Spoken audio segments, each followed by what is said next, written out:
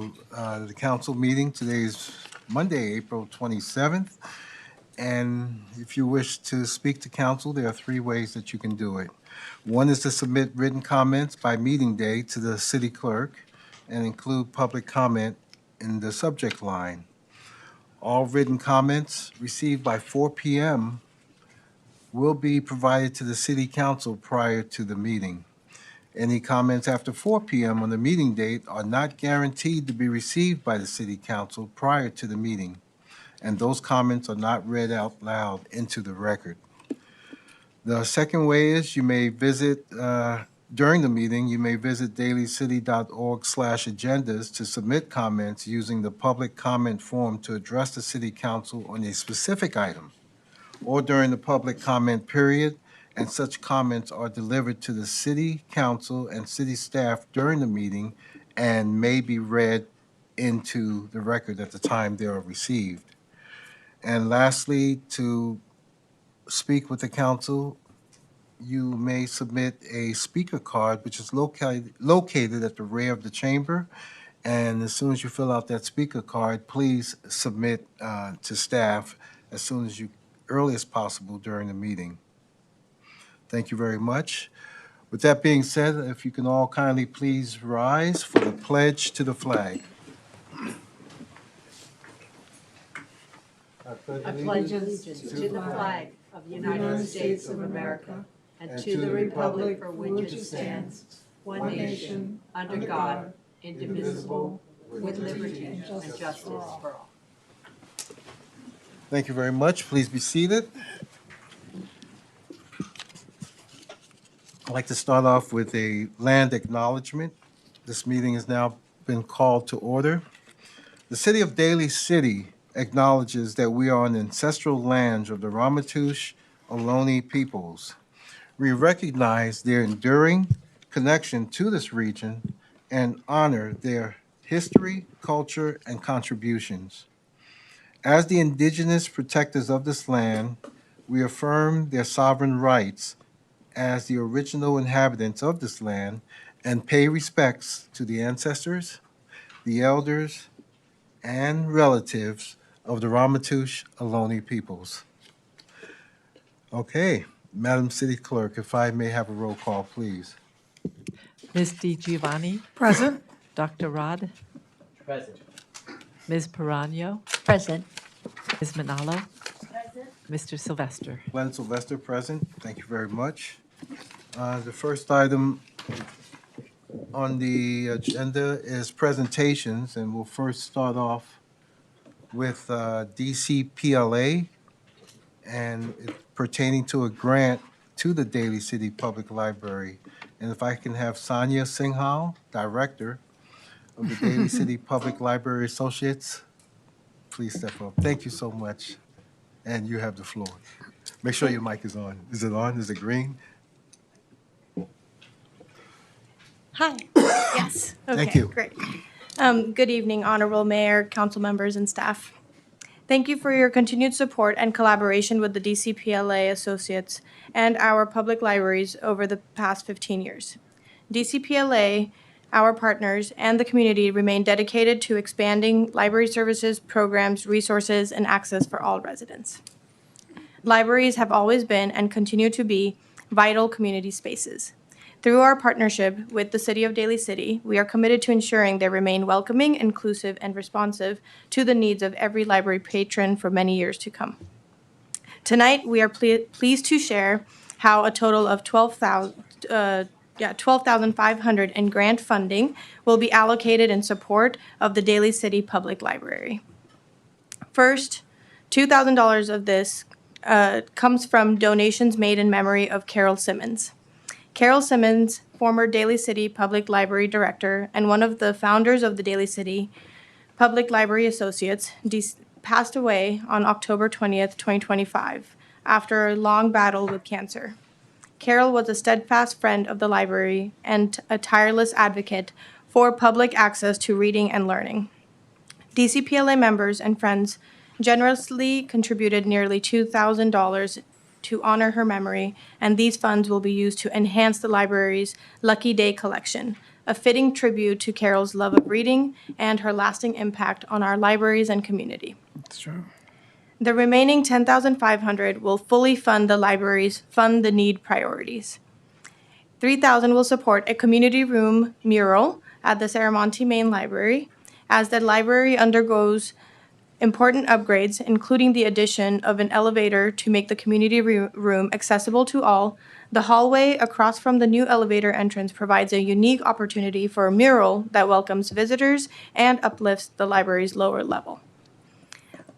$4,000 will fund summer learning scholarships. Each year, the library's summer learning challenge keeps kids engaged in reading and learning during the school break and helps prevent summer learning loss. Participants who complete the program are entered into a drawing for a $1,000 scholarship through a 529 Scholar Share Plan, supporting their future educational goals. And finally, $3,500 will expand the library's innovative Library of Things. These learning kits will introduce the patrons to arts and craft skills, healthy physical activities, and scientific exploration.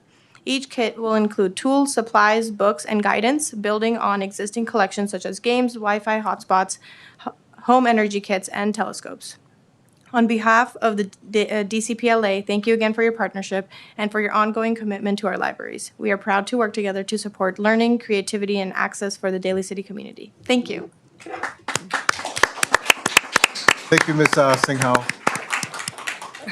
No, come back up. No, come, please.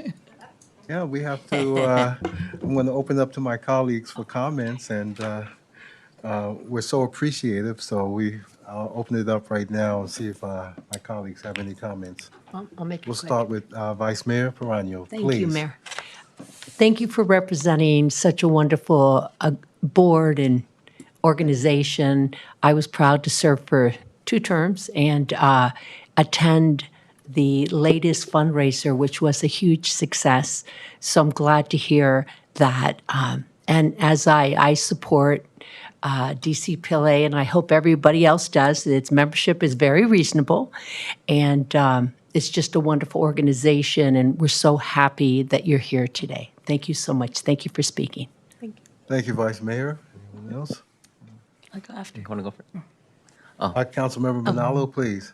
Okay, thank you, Mayor. I just wanted to say thank you for your dedication, all of the volunteers on your board of directors and your leadership. I think that whenever you all come up, it's a joy because we know that because of your philanthropic efforts, it's giving back and enhancing our libraries. Whether it's through technological advances or through even artwork, right? It's so thoughtful. All of the areas that you put these resources toward. Libraries are so essential, not only to young people, but to also our older adults. And so for the whole community, it is a place where it is a hub. And so I think it's such a joy always. You are always the gift that keeps on giving, because itself, the DCPLA, what you bring forth is also bring people together through your events, like Vice Mayor mentioned, on an annual basis, but also just for those out there that want to give back to the library, they're able to do so. And so thank you for that. We look forward to many more of your wonderful events, and thank you for the contribution to our Daly City Public Library. Thank you. Thank you, Councilmember. Dr. Rod, please. Hey, Sonia, thank you for coming through. And then, just listening to you and the different things that were contributed. Dang, that's dope.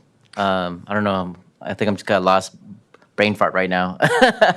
But as a person that served on the Daly City Library Board of Trustees, when I first got my experience on city elected, one of the things I always wanted to do was a community mural, and I'm just glad it's coming into fruition. And I always think that murals are always important. They're not just aesthetically there to be looking pleasing, but it's also opportunities for learning. And, that's one thing that I really, really appreciate about the the funding that's going to the community mural, and also like the learning kits, and also the scholarship, the 529. And, we just came back from the Daly City Chamber of Commerce, and talk about their scholarships, and the 529 was critical for saving, even though as a start for college education. So big props to you all. Thank you so much. Thank you so much. Thank you, Dr. Rod. Councilmember DiGiovanni? Well, as Dr. Rods alluded to, the breakdown and what you can do with the money, and that it just tells us though there's so many needs because you hit all ages and everyone in our community. So it embraces to make sure that everybody's included, rather than, I know sometimes we needed those tablets or we needed this or that, and how you figure out the need in being with Shayla, our director, and the working relationship with Victoria and everybody on the board. I think that synergy is so unique in Daly City. Probably other cities, but I have to say, very proud of this because I think it's unique in a lot of, because the caring and the compassion that all of you put on as a board member is not just, people think it's just going to a meeting. No, it's not just going to a meeting. So, and I know Victoria, she just came back from a trip with Clayton Koo, and it's all, everything is encompassing. There's so much moving parts. So thank you very much. And thank you, Shayla and Victoria and the board for always giving back. And I hope one day we'll be open on a Saturday. One day, we'll figure it out one day. So thank you for the children, for the adults, for the families, everyone. Thank you very much. Thanks, Mayor. All right, thank you, Councilmember DiGiovanni. Sonia, thank you so much for your presentation this evening. You had made mention fund the need. I was there. Oh, nice. I actually went for the corned beef and cabbage, but when I sat down on the table, they had these different bags and it's different needs for basically the libraries. And there was more to it than just going there to eat. And I believe as a vice mayor, you provided some donation as gifts and prizes, and I won a couple of those too. So you made mention about Wi-Fi. Do you have Wi-Fi there at the library, or is for Wi-Fi? Yeah. There's Wi-Fi? We've granted that before and they had some, but this particular grant wasn't for Wi-Fi this time. Okay, great. Because I'm just so concerned, as far as I'm concerned, that I think Wi-Fi should be free everywhere because it's through the air. And of course, you can use geo-fencing to keep it within a particular area. So to have access, and the library being basically a safe place for folks, and now young adults and also the older adults. But as Dr. Rod made mention, we were just at the Coma Chamber of Commerce for scholarships, and I learned something from there. When we, the community, invest in our young folks, we hope they come back and they don't forget. And we need to do more of that. And I think the library is a very important part because you folks keep coming, and as Councilmember Manalo says, the gift just keeps on giving and giving, so we really appreciate it. So thank you again for your presentation. Continue the great work, and thank you so much for speaking with us this evening. Thank you. Absolutely. Thank you. All right, the next item on the agenda is Daly City Child Care and Community Event Center, and we have a presentation of the site by an architectural design by Dorman and Associates. Are they here?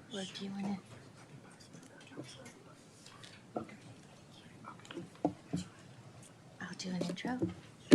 Okay.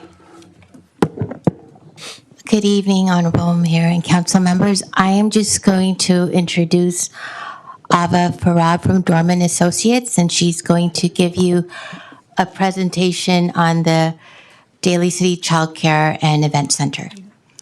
Thank you, Linnell. Sure. Thank you.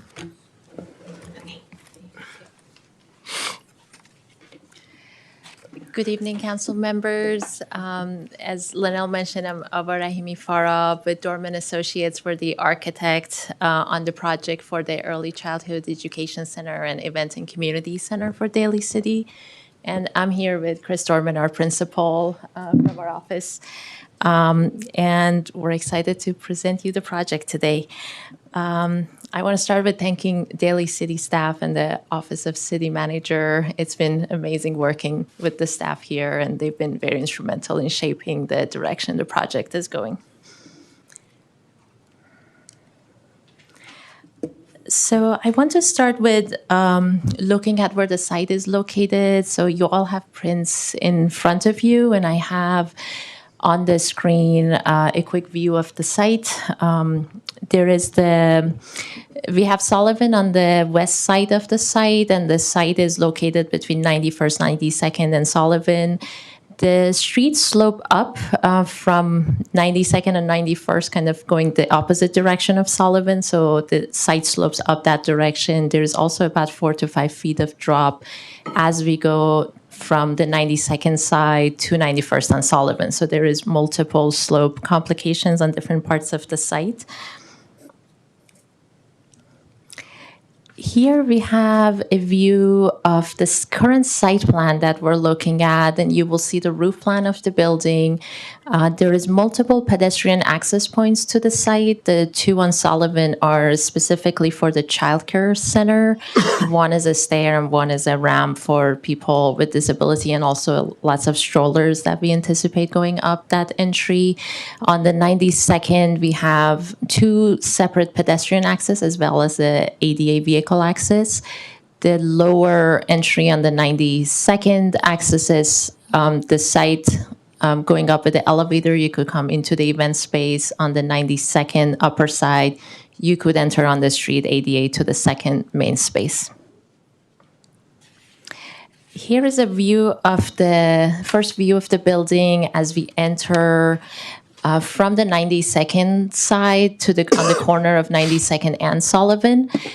You will see that in this view, there is wings peeling off from the building on the second level, and that's in part to protect against the south and west side lights that are the whole Sullivan side faces west, so we're trying to protect against that light.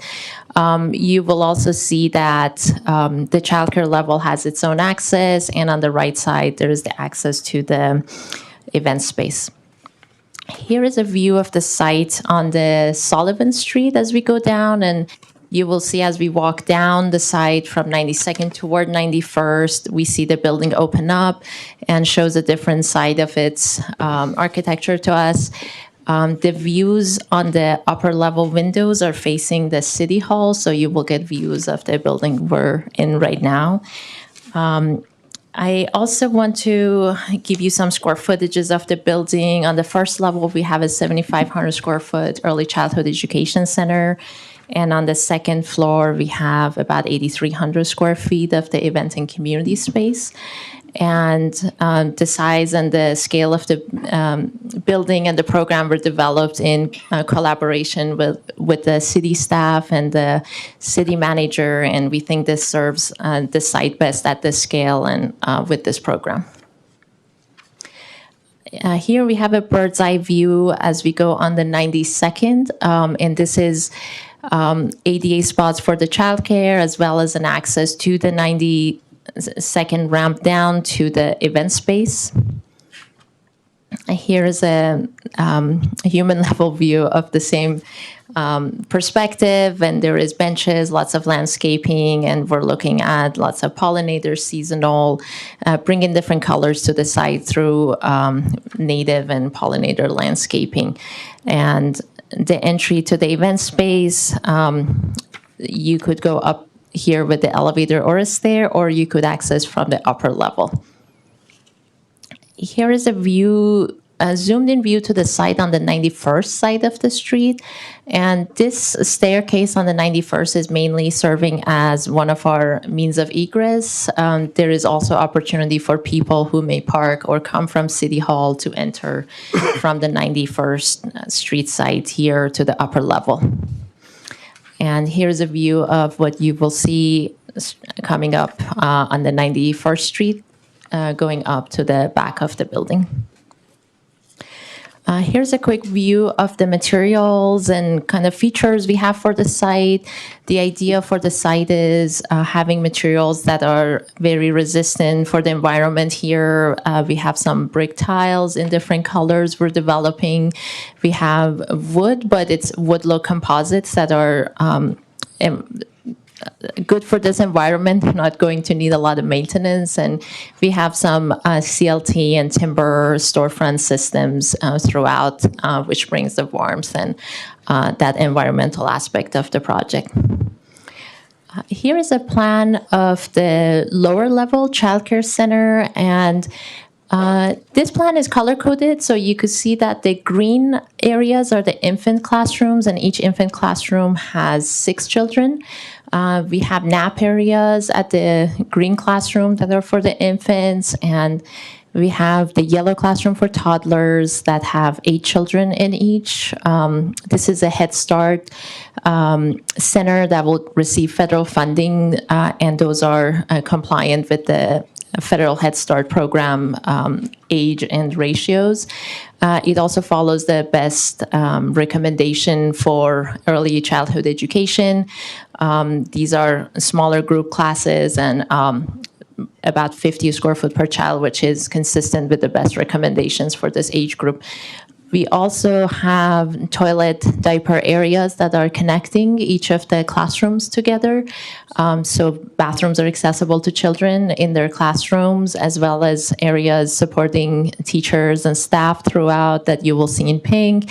We have mother rooms, food prep, staff lounge, project rooms, director's office, everything that would be needed for a quality childcare center. The blue area connects us to the upstairs for the community space, and those are the renderings you saw as the earlier views. You also see a quick view of the play areas here, and we have a slide about that shortly. But in general, this center will serve a minimum of 42 children on this side, with the flexibility to go all toddler and serve even more children in the future if needed.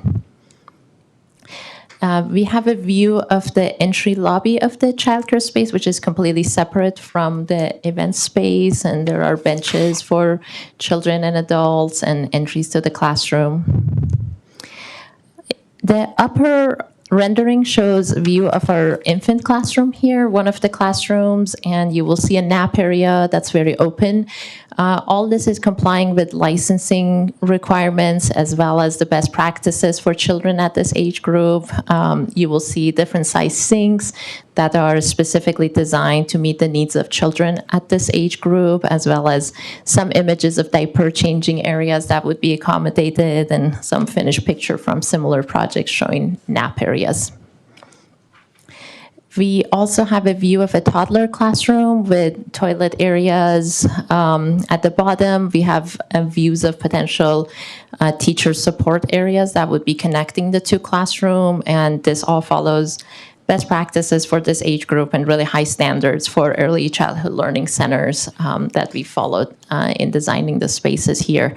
The low walls throughout that you will see also help provide full-time supervision for teachers and staff within those toilet areas or teacher support areas, which will help them stay in ratio. And for the life of the project, it allows them to hire less staff to be able to be financially feasible long-term. Here are some rendering views of the 2 play areas we have for infants and toddler age groups, and the idea for our play areas is a very natural and nature-based learning environment. All classrooms have direct access to the outdoors, and the play areas are sized so all children could be outside at the same time. This again follows the best standards and is a quality indicator for this center that we're following. We also have different opportunities for people to engage in natural play. Here are some finished nature play examples, and the move to more natural materials and nature play is to provide an open-ended play and some risky play for kids at this age level. And the idea is going away from play structures that you could go one way up and you come down the slide, and there is endless ways children could engage with opportunities for play here, as well as getting some experience with natural materials that may not otherwise be available to them as Head Start children. Going back upstairs, this is our entry on the 92nd Street when we come level to the upper level. And here we're entering the event space from the upper end of the site. This area extends and provides some overflow indoor-outdoor space for events as well. And here's a plan of the upstairs event space. You will see in kind of like a wood khaki color, that's our largest main space, and that space has a capacity of 420 seated.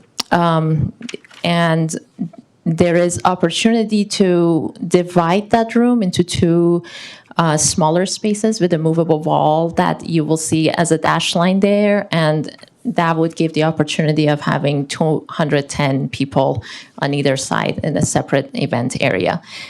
There is also a raised platform that has AV system for different levels of events that could be held there. And the pink areas are the back of the house areas, janitorial, lots of multimedia IT equipment. There is also the pocket for the movable wall. The green spaces that show the main entry lobby as well as the community meeting room, those are opportunities for smaller gatherings for the community, and they could be utilized for the city in different capacities. There is also opportunity to join two green spaces together and have a larger space to serve the event area. We also have a catering kitchen for different levels of events that may be happening here, and that's anticipated to be more of a warming kitchen and not a commercial cooking kitchen. Here is a view of the inside of the large event space. We're looking toward the raised platform, and there is opportunity to project things on that end wall there.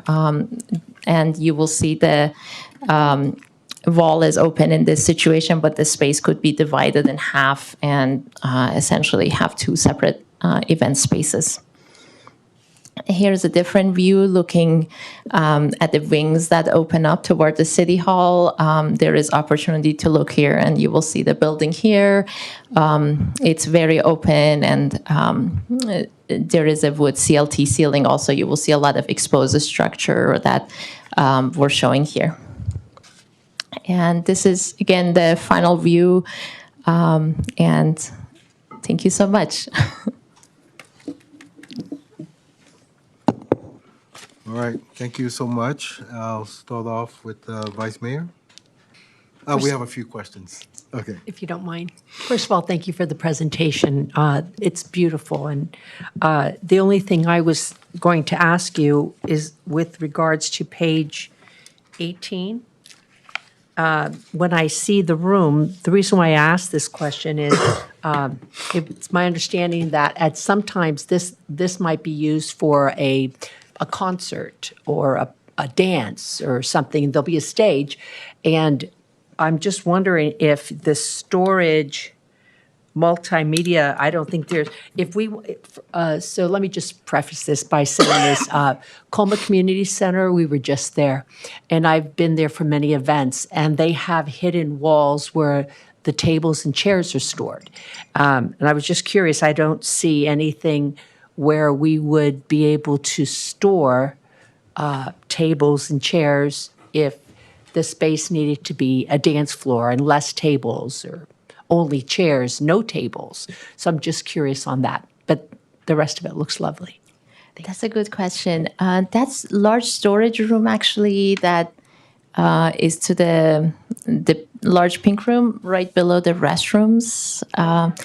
Yeah, that one we have actually sized to hold large tables and enough chairs for 420 people.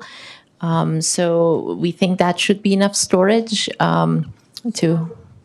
So that wouldn't be storage for decorations you're saying that specifically is for the tables and chairs? That's correct, and there is enough space to add some decoration there. But I think the idea of potential uses that we've been discussing with the city is more of maybe senior events, community events, potentially weddings. We're not anticipating like a concert or like musical events here.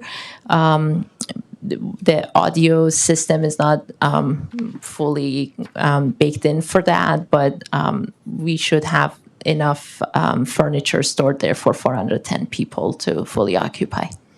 Thank you. Sure. Councilmember Manalo, please. Thank you very much, Mayor. First and foremost, thank you for your presentation. You know, this is extremely exciting to see. For the record, Madam City Clerk, you know, we know that childcare is extremely essential to the economic success of our communities. We've seen that even more so after COVID and during COVID. So having a Head Start program is crucial to our communities. And I'm just really thankful that we looked at city-owned land, not only for affordable housing, but for affordable childcare. And when we think about Head Start, a program that's been in existence for many, many years, we know that it will be deeply affordable for those that really need it. I did attend Build Up Green Spaces. It's called BUGS, right? It was a childhood climate summit. And so when I see the design of the play area, when you're talking about natural, you know, kind of the natural elements, I think that's so important. You know, that summit talked about when we build our playgrounds for the future and for the safety of our children, we want to build it with less chemical plastics because of studies have shown health-wise how it has affected, you know, our children at a very early age, and then it's shown that down the line. And so I want to say thank you for putting those elements in. And we did get to see each other there. I'm like, perfect timing. She was there, and I was like, we're working on that, and it's really important since we have the time now, right, to design for these early, these infants and toddlers. Also, I think that when you see the conceptual designs now, and that it was just an idea in the past, it feels more like we're progressing to hopefully, you know, seeing it built in the future. I know that every single time, whether Vice Mayor joined me with the Women's Commission, the status of Women's Commission, when they held their event in Daly City because they were going out to all the different districts. At public comment, I said, we're doing something amazing. We're building childcare in Daly City, but we need more funding. And, you know, letting them know that, echo that over to our county supervisors, you know, the Department of Health and Human Services, like where there are opportunities to ensure that we build something, knowing that the federal government right now, you know, is not necessarily looking at the importance of being able to build for our future, right? And so there's so many pieces to this, but it's hopeful to see a beautiful space for our babies and toddlers, but also a dual, I think, utilizing space where the large community room is pretty large. I think that's 420 people. I definitely, I love how it is,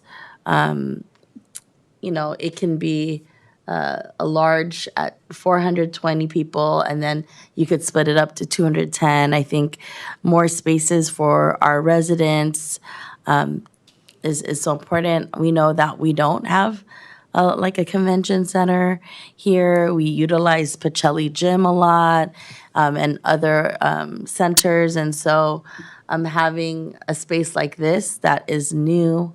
I did notice that did you pay homage to City Hall a bit with the design? That's correct. Yeah, I noticed that because I looked at your design. I'm like, I see the elements. I'm not an architect, but I definitely saw where you gave a nod to the architecture of City Hall, and I think that whenever buildings are built, recognizing what's already around creates a more cohesive feel. And so, thank you for that as well. This is really exciting, and I'm glad to hear the progress. So thank you. Thank you, Mayor. Thank you. So much. Councilmember Manalo. Councilmember DiGiovanni. Thank you, please. Mayor. Well, like everyone else, presentation is beautiful. It's such a natural setting with a natural light. I like the colors. Everything about it is beautiful. The only thing I was concerned about is that it's everywhere anyway. Parking, the wonderful parking. So I'm not sure how we would work it out, even though the design itself is beautiful. If there were going to be 420 occupants renting out a space or having 210 in one room and whatever. So I'm not sure where would these people park at?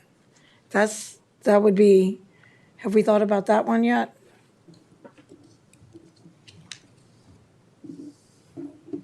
Which is not your lane, but because your design's beautiful. Yeah, I could maybe show you that just as preface to Tim's explanation that we do have two ADA drop-off stalls for both childcare and event space. We're looking at those more as drop-off locations.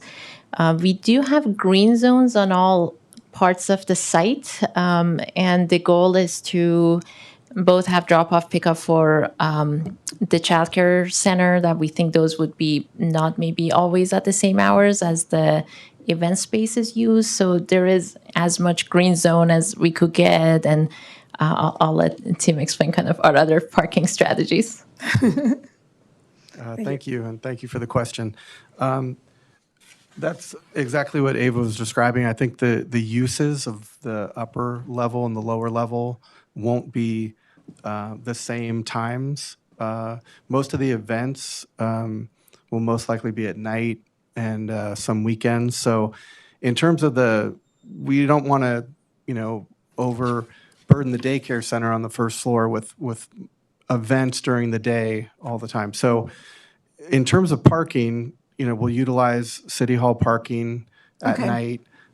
We're also going to have communications with Chase, where just above one of the walls, you saw the community space.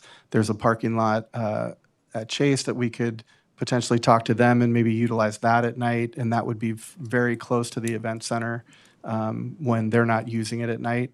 So that's also an option as well.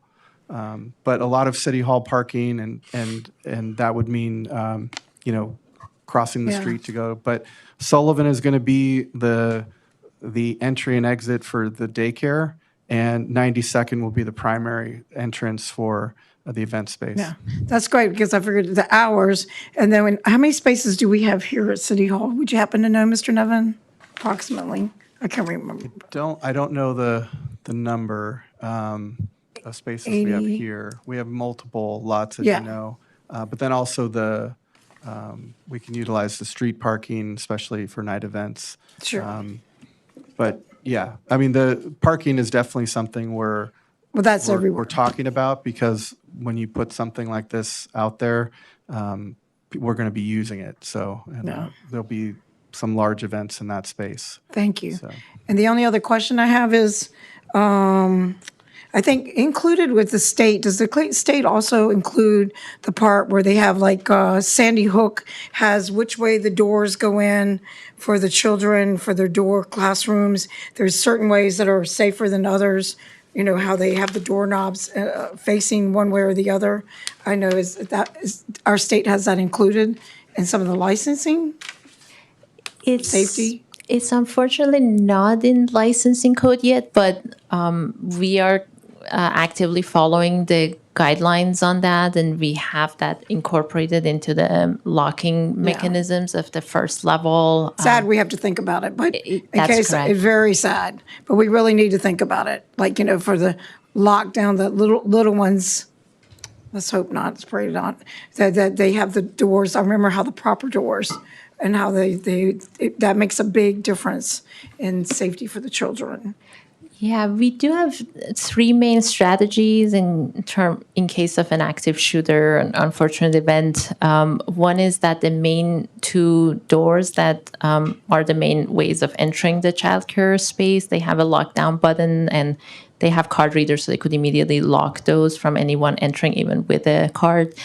The second strategy is all the classroom doors have push-in buttons for quick locking. So we've moved away from having keys and more to something that's immediately lockable with a push-in button. And it would lock all doors from outside, both for the play area and the classroom doors. And then our kind of third strategy is having blackout blinds on all the interior doors and windows to the classrooms and staff areas, so they could put those down. The other windows that actually face outside have a 1% open because that's usually not the threat on the outside. We have gates that do not open from outside, only accessible for egress. And we have very clear wayfinding, which the research is now showing is really important for when the first responders come in. So we're unfortunately actively thinking about everything we could be doing. Hopefully, we can do more sites. I don't know where, but I mean, like it was alluded to, that now more than ever, we want safe, new, clean sites. For people to bring their children and feel like they're in a secure spot. And the big thing, affordability, accessibility, right? Because things are tough on families. They have to have that security and be able to funding to leave their children somewhere safe. And I think the design is really beautiful. And I'm excited to see that, and thank Congresswoman then, I think Jackie Spear is the one who gave us our initial money, and now supervisor who always thinks about the children first anyway. So that's been one of her main themes. So we are getting there, and I appreciate it. And to the firm and to the design, to Mr. Nevin and the team, city manager, thank you very much for. You do great designs for children as well. So you're going to make sure that you put there. I like that you're putting thought into it. You're putting meaning into your design, and it means something. It's an architectural design, but it's well thought out, every single point of it. And the natural light is beautiful. Thank you very much. Thank you so much. Thank you, Mr. Nevin. Dr. Rod, please. Thank you for the presentation. This is exciting. Right? Because a lot of times we go to different cities and we're like, how come we don't have that in Daly City? Can we have some nice things? And so this is an exciting project, and I'm glad that been able to see this from the ground up conceptually and seeing where it's going to manifest to. I think it provides a lot of potential things such as new space and opportunities to convene, but most importantly, childcare. And that's been something that our county has been screaming for, and our communities in Daly City screaming for. I mean, when my kids were young, I don't know. I was like, how did we do it? Because it was expensive, and but it serves such a need, especially for those that like parents that need to work, and it's very crucial. I guess my only question would be, are there opportunities for like zero carbon, or finding ways to make this building or development like some cleaner energy in terms of electrification and all that? Yeah. Thanks for the question. So one of our strategies on this building is we're not using any natural gas. We're all electric already on this project, and we plan to have either solar panels or be solar ready for future opportunities to be added. We are also trying to be as sustainable as we can within kind of the budget that we're trying to maintain, but we're trying to use the best practices. And I think, as Councilmember Manolo mentioned, we went to the BUG conference, and we're trying to use the best strategies also in terms of sustainability and resilient design, especially in the playgrounds and for children, anticipating some of the warm weather events that we will have in the future. So we're thinking about resiliency in a lot of those terms. Great, thank you. Sure. That's all for me, Mayor. Thank you, Dr. Rod. As the general consensus here on council, thank you. I start off by saying thank you for your presentation, but I'm going to ask you some questions. I tend to be more critical. And first of all, I'm missing slide number 8. Mine jumps from 7 to 9, and I saw slide number 8 there, which is kind of what precipitated me going to ask some of the questions I'm about to ask you. Okay, did everybody get slide number 8? That's on 8. It was just a zoomed in version of the other plan, so Okay. we didn't include it in the print package. All right, thank you. Sure. In looking at your diagram, I'll first start off, I really like the setup. Anything for nursing mothers? Very good question. Thank you. Sorry? That's a good question. So I'm going to go to slide 11. 11. And the opportunity here is that we know most of the mothers here would be nursing children because our infant classrooms that we have, they serve children usually 0 to usually 1 month is the youngest they would bring, but it's technically licensed as a 0 months to 18 months. And the toddler classroom go from 18 months to 36 months old.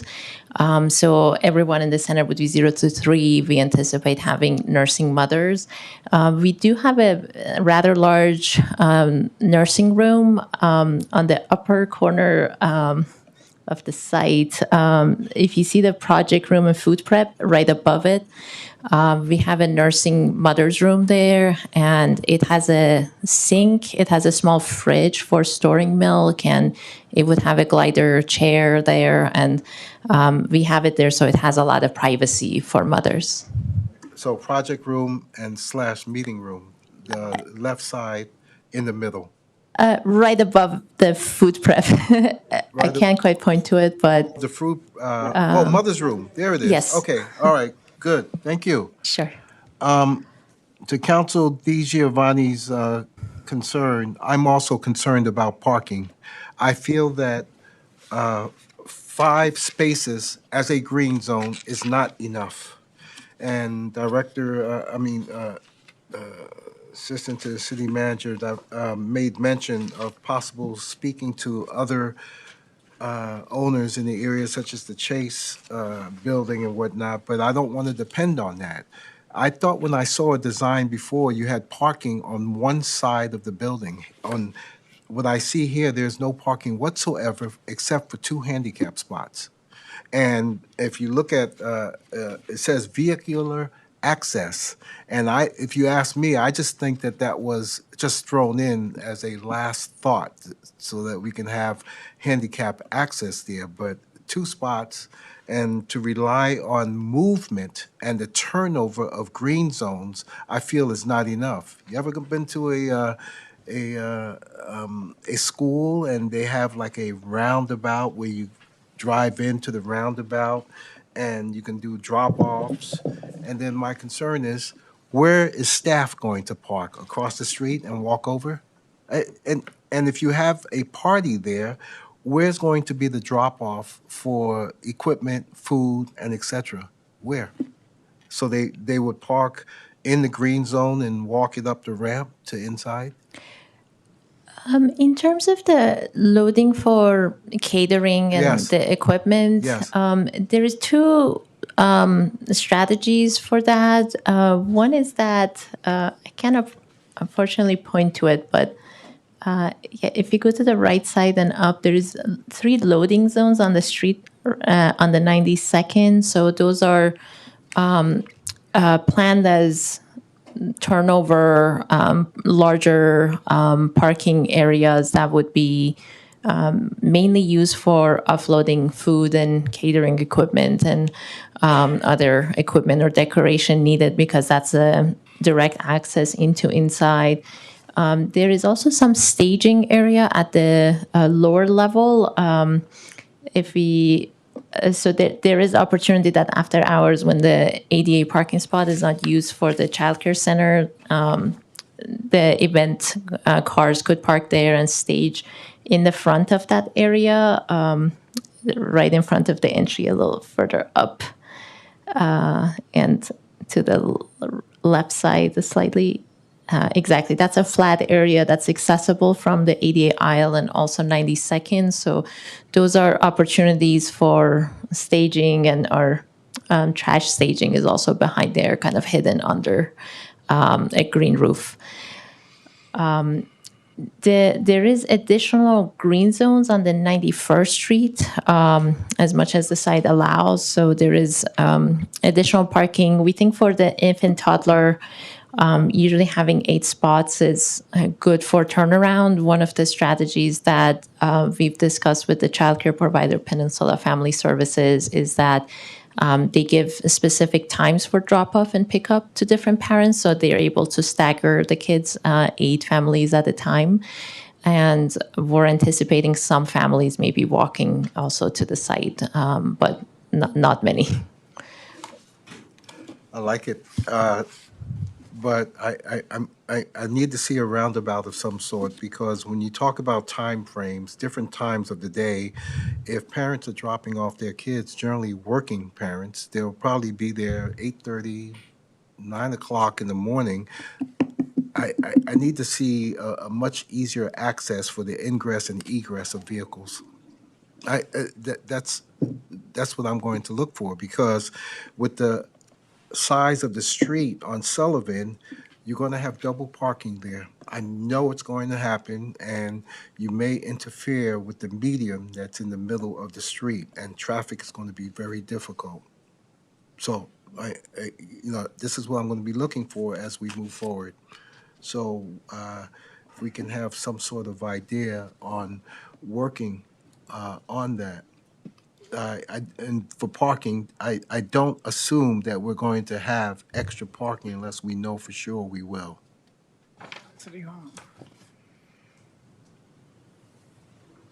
Okay, I heard, how about City Hall? Well, I don't assume that we're going to have the parking. Right. So I need more information. I don't have that information right now. All right. The second part, you had made mention regarding locking mechanisms. It was a statement made that we try to follow state recommendations. Well, in the absence of any recommendations, I feel that that's not a precursor to say, well, if the state doesn't say anything, not that you said that, but if the state doesn't say anything, then we're just going to comply. No, I think we should take a proactive effort to understand the various types of locking mechanisms, because we had a similar issues where the state said 500 feet for something, where I wanted 750 or 1,000. I wanted to go beyond the distance. So I would need to understand more about the locking mechanisms to protect the children there. Help me understand. You probably know more about it right now, but just educate me, and I'm looking forward to getting more information on the locking mechanism. Fire access. How about if there's a fire in the building? Where would the trucks, how can they handle that?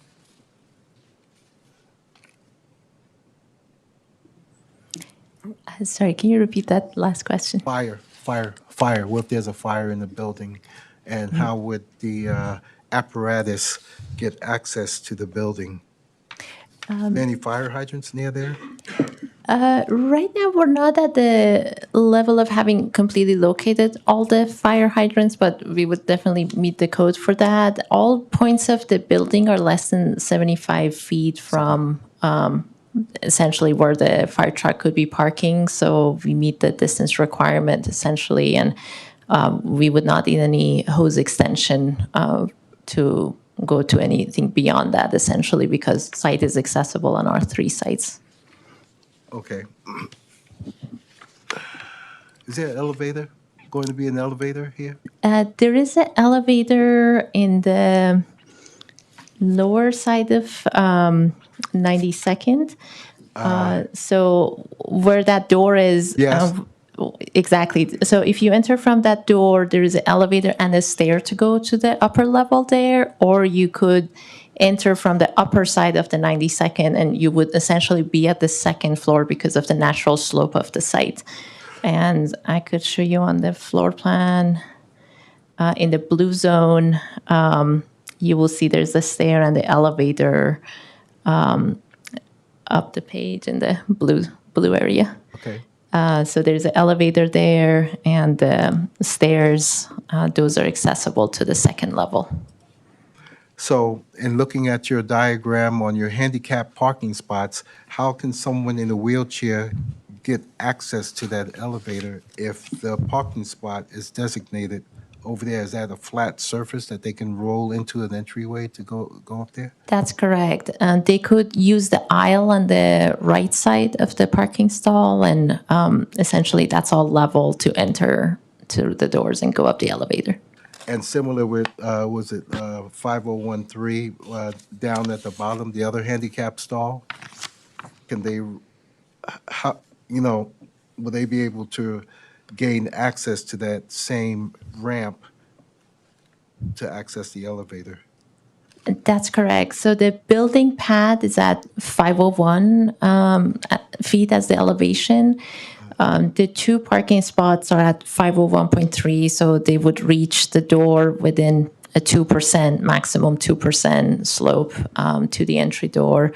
Another way to enter ADA is if someone is dropped off on one of the loading zones on the 92nd or reaching through the sidewalk there, there is ADA entry on the top right of the page where it says 510. That's the natural slope of the sidewalk. Yeah.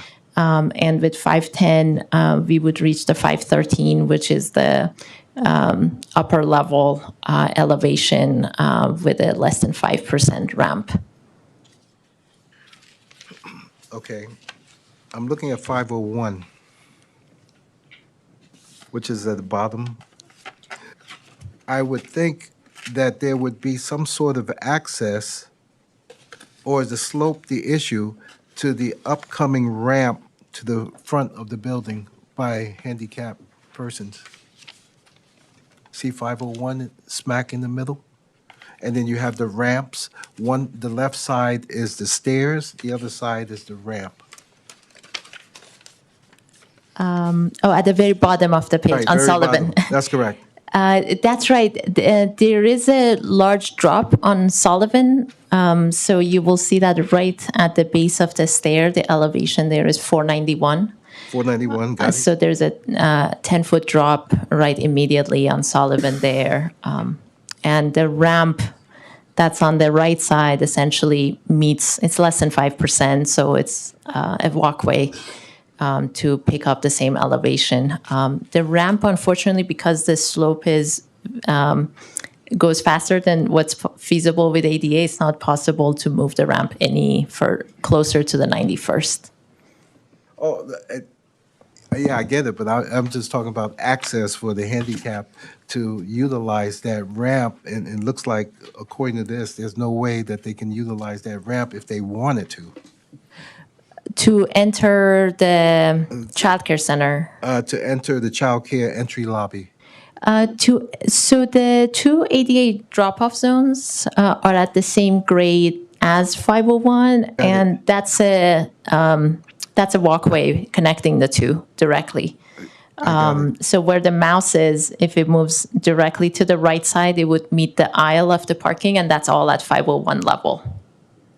All right, but now somebody who's handicapped and they're dropping off kids, they have no choice but to perhaps stage at 501.5 and take the ramp to on the far right to 513, where the elevator is.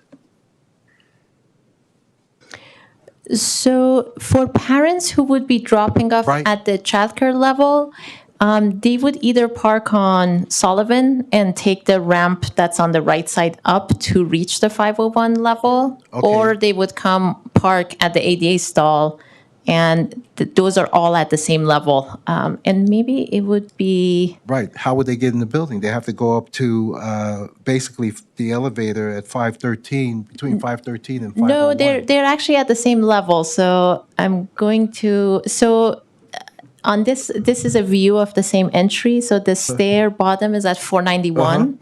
And on the right side, you will see the other side of the ramp, Right. which if I come here, this is the ramp going up. Right. You will see a level up right above those bushes is the parking spaces. And if you park there, you could actually just directly go, that's an ADA pass to go to the entry, to the front and right there, Right. There's essentially two entrances to the two building. entrances.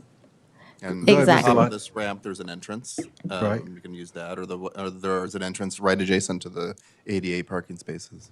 Oh, okay. That's an easy answer. All right. I mean, I don't see the topographical, and especially when we're talking about how It's tricky. Yeah. it's tough to see, and basically I'm just asking those questions. Thank you so much. Okay, we got fire access. You made mention you're going to hopefully put in infrastructure so that you have solar ready, even though based upon the budget, you may not have the panels, but at least you'll have the infrastructure in, so that in case you do get the panels. Was it dig once instead of redigging again? Just get the infrastructure in. Okay. Any thoughts about EV charging? Oh, we have that at City Hall.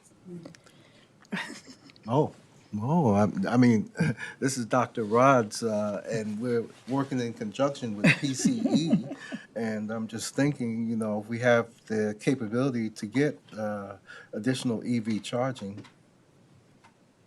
have we thought about that? Or are we going to use City Hall and maybe put in infrastructure there? That's probably the plan. Just to back up a little. Yes. Were you done with your questions? You know what, Mr. Lunkhausen? Now that you're here, yes, I am. Oh. Because I know you're right. Well, they're excellent questions. And just to back up a little bit, the reason we're presenting this to you tonight is that we're moving into this project's been something that the city staff's been working on for quite some time, and I think you're aware of that. All of the city's departments have been involved in reviewing the plan, including, Okay. for example, the fire department. Fire department's taken a look at this and hasn't raised any issues. Fire could be fought from three sides. Essentially, there's three adjacent streets, so that's sort of the short answer to that. With regard to the parking, there's a maximum occupancy load for the building, and it's and the two floors would not operate at the same time. The upper floor, the community event space, has an occupancy rating of, I believe, around 400. I heard a number a long time ago of 180 parking spaces available at City Hall, and as was mentioned, there are a number of parking lots in City Hall in addition to the on-street parking that is adjacent to City Hall. So it all totals almost 200 parking spaces. And if we assume that every single person first of all, the 400 number that's the maximum load. So that's just, maybe it's going to be 75% of that. If we assume that, a couple of people come in every car, we should have enough parking spaces in this area, because there's no way to provide the requisite number of parking spaces on this property. Every parking space we provide essentially reduces the amount of childcare that can be delivered, the amount of community event space that can be provided to the city's residents. So we're in an unfortunate circumstance where we can't really provide any more parking spaces, and it is going to be City Hall's parking lots. And those will be very likely used at times City Hall is closed, so on the weekends or in the evenings. And so that's the sort of parking program, or the answer to your question with regard to parking, because it is tight around here, and that is something that's been given a lot of thought. And that is the short answer, is it's going to be City Hall's parking lots. Yeah, through the chair. Yes, yes, Mr. Just to piggyback off that, for event parking, we estimate, as Michael said, over 200 spaces between the North Civic Center, City Hall, and the South Civic Center, which is just on the other side of the street back here. And also, there's the daycare that would be usable with 25 spaces from the daycare. So it's a little over 200 spaces. That's conservative estimate. That makes sense, because if you add what's across the street, yeah, about 200. Yeah. But our city feels Well, Mr. Lunkhausen, I'm satisfied. Thank you so much for the clarification. I tend to be a little gun shy when I see things like this, because one of the things that has really perturbed me was a certain business at Washington Street where they said traffic won't be a problem. That's a problem that we're having constantly, where you get somebody who came in and did an EIR and, no, you'll be fine. And yet we have to see this every day. And so I just want to cover all the bases. All right, I'm done with my questioning. I saw the Vice Mayor give me a nod, and Councilmember DiGiovanni, so I'll start the order back over again. I'll start off with Vice Mayor Perano for additional comments. Thank you, Mayor. So first of all, just to throw it out, a number of years ago, I heard that, let's just say somebody's talking about parking and a parking structure. One parking spot is like, what, 60 to 100,000 per parking spot. And so that's important to put out there. So all the money goes into a building, or somebody's worried about parking. We've got parking. So that's my first question, or first comment. But the second comment was, I would guess, right, that it has to be really easy for someone to drop someone off and go park their car. So I was trying to figure out, maybe because the tree is there and I can't see it, but I would just, I was going to ask you to re-show us how, if I was going and I'm dropping off a few people so that I can go around the corner and park, how would I do it? Thank you. Thank you.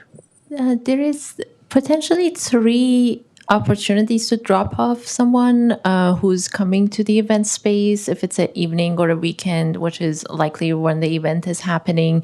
The easiest spots are the ones on 92nd, because someone could actually enter level at the upper level and enter directly. There are 3 loading zones, but we anticipate that the catering cars are probably offloaded by then, and they would open those up for the guests. Excuse me. So you're saying, even like, that's the car, your cursor there. That's right. Those gonna 3 go- stalls there. Right. But I'm trying to see, you're the car, you go, you drop off that person, and you keep going straight and get onto the street? So it's a clear path?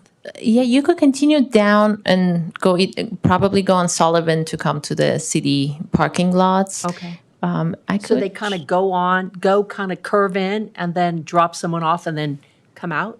almost they like a don't drop- enter into the event space. It's all street parking essentially. So the loading zones are all on the 92nd.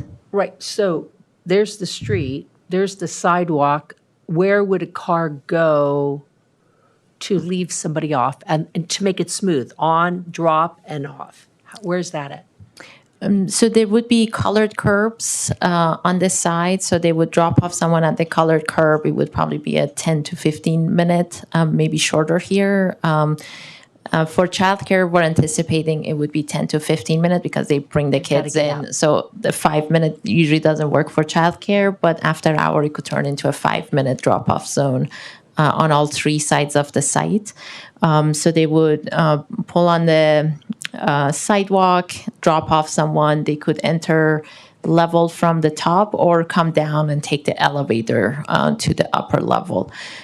They could do the same thing. So essentially, if someone gets dropped off, they would see the view that is right before here. So they would be essentially dropped off here. So they would essentially walk to the upper level we're standing where the cars would be in this view, and we park next to Sullivan, and then on 92nd, and then you could just pull out and continue on 92nd. You're in the direction of the traffic. Okay. So this is a direct entry to the second level. If you are coming on the 91st, there is opportunity there for, we have additional green zone spots there for 5 minutes. And those would be people who would be taking the stairs back up. Those would not be the ADA drop-off, but it is a potential for entry on that side. Yeah. And Pardon me to interrupt you. I can see the mayor's concern on this one question because let's just say a perfect example, you go to a hotel and they have a space where you drive in, you're not in traffic, you're not trying to get to a spot where someone might have parked for 10 or 15 minutes, a green zone. So the concern would be if they're, especially for an event like in the evening, let's say, and they want to drive in, there's no drive-in, it's all street. So I thought somehow there you would be on the property. You kind of come in on the property, which would make sense for what the mayor was saying, which is a roundabout, but more of a space to come, drop, and keep going. So that's all the flow is there for, because if you've got just the street, the potential of someone parking, getting out, leaving their car there, going, doing what they got to do. And then when you're trying to do what we talk about, especially for an event, it's going to be a problem. That's all. Thank you. yeah, that is actually something we looked at initially when we were doing the site study. I think one of the challenges that's a little hard to see on these plans is the site is really steep. So essentially, the upper side of the site is more than 13 feet higher than the lower side of the 92nd. We did look at actually doing the ADA's turnaround, but there's no 2 points of the site that we get enough parking to actually exit on another level that would meet essentially the civil requirements. So it's been a challenge on Would the you be site. able to do something like that in the front then, this year? That's what I was thinking. No, Right here. unfortunately, You couldn't do something where you come up and there's flat and then you go down. where the stair is, it's too steep to be car compliant. Essentially, where the stair is happening, we have a 10-foot height to make up at that point, so it would be too steep. And one of the other limitations we have on the site is the utility area that shows on the plans as the existing utility is actually the well pump for the city, and it has to stay at the elevation it currently is. We can't touch any grades around it. Okay. Which if that wasn't there, we may have been able to actually come down on 91st. Sure. But because that utility is the same as the existing pad, we can't make up enough elevation to exit at any other point on No, I site. get it, and we all have to remember it's on a hill. So, and I don't want to know how much it would cost to remove soil if that was and a retaining wall, and that would add to it, so, okay. No, it's a really good question too. And the other thing is just the childcare facility is, not only the building, but in 2 different spaces, play areas. So that also takes up a lot of that space that the existing utility doesn't take up, the building itself, and then to have space for the children to play. It is a large area of space that's needed for those activities. I would also just mention, we haven't talked too much about 91st Street, but on 91st Street, there is, you can see next to the green arrow, the pedestrian access. People could be dropped off there as well. And if you go, Ava, to slide 9.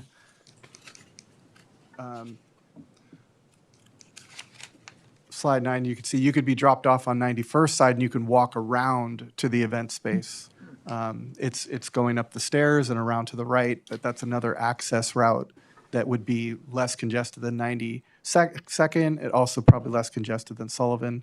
91st is another one. Again, if we talk to Chase and have some agreement, people can be dropped off there. Also, JS and just walk down a little bit on 92nd, and you can walk right in. You wouldn't have to go down to the elevator. You're right into the door to the space. So there are multiple access points, which is good.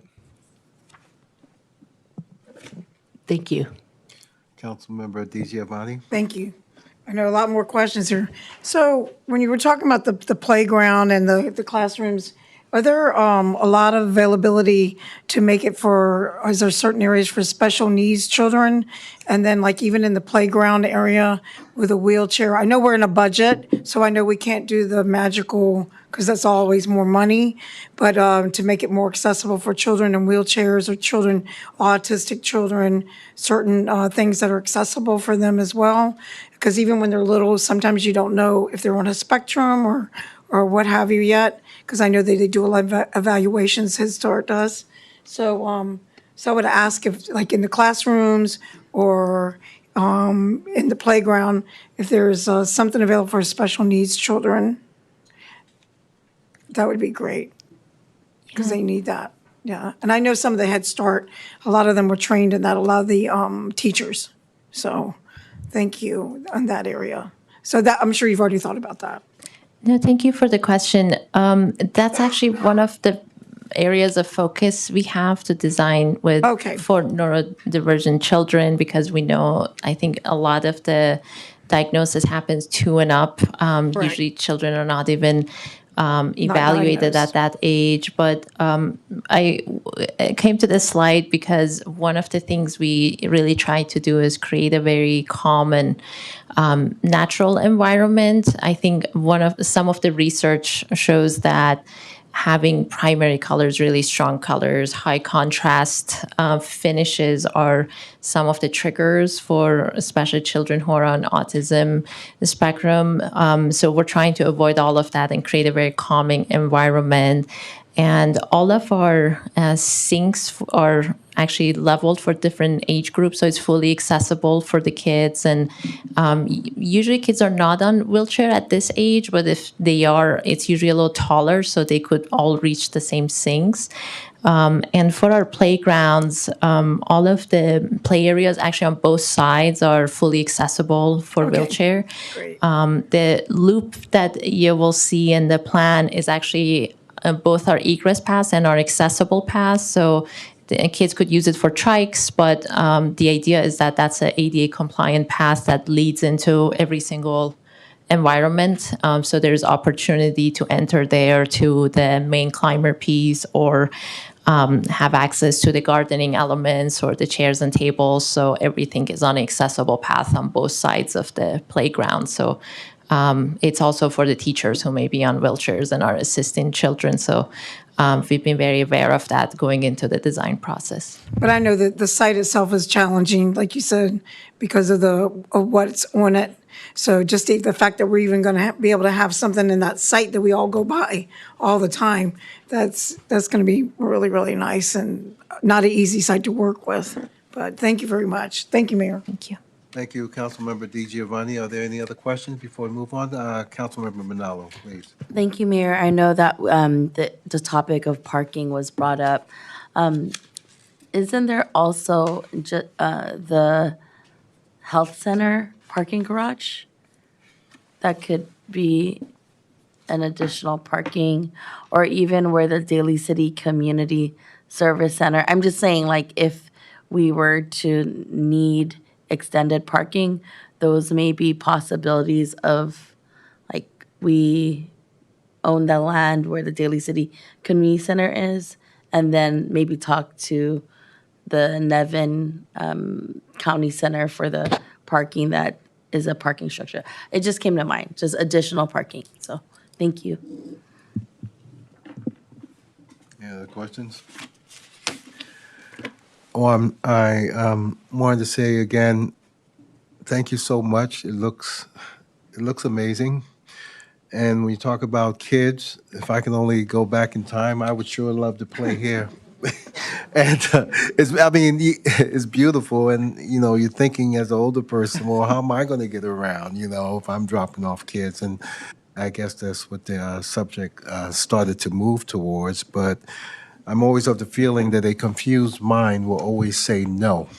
So, Mr. Lunkhausen, thank you for clarifying certain things, and we hope to find out more. I think great progress has been done in your work with the staff, and I'm really impressed. So thank you so much.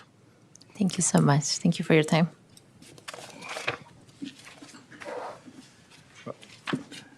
All right, I apologize, everyone. I know that took quite some time, but some of those questions must be asked, and we do the best that we can. All right, this one's going to go a little bit easier. We have a proclamation for California cities, which is the week of April 19th through the 25th. However, there is no recipient to receive the proclamation, so I'll just read it into the record. This is a proclamation for California Cities Week, April 19th to the 25th, 2026. Whereas cities first arose in California when 8 municipalities incorporated in 1850 to provide essential health and safety services to a rapidly growing population following, anybody know? 1850. Gold Rush? Gold Rush, there you go. I teach history for some reason. And subsequent periods of economic growth and immigration.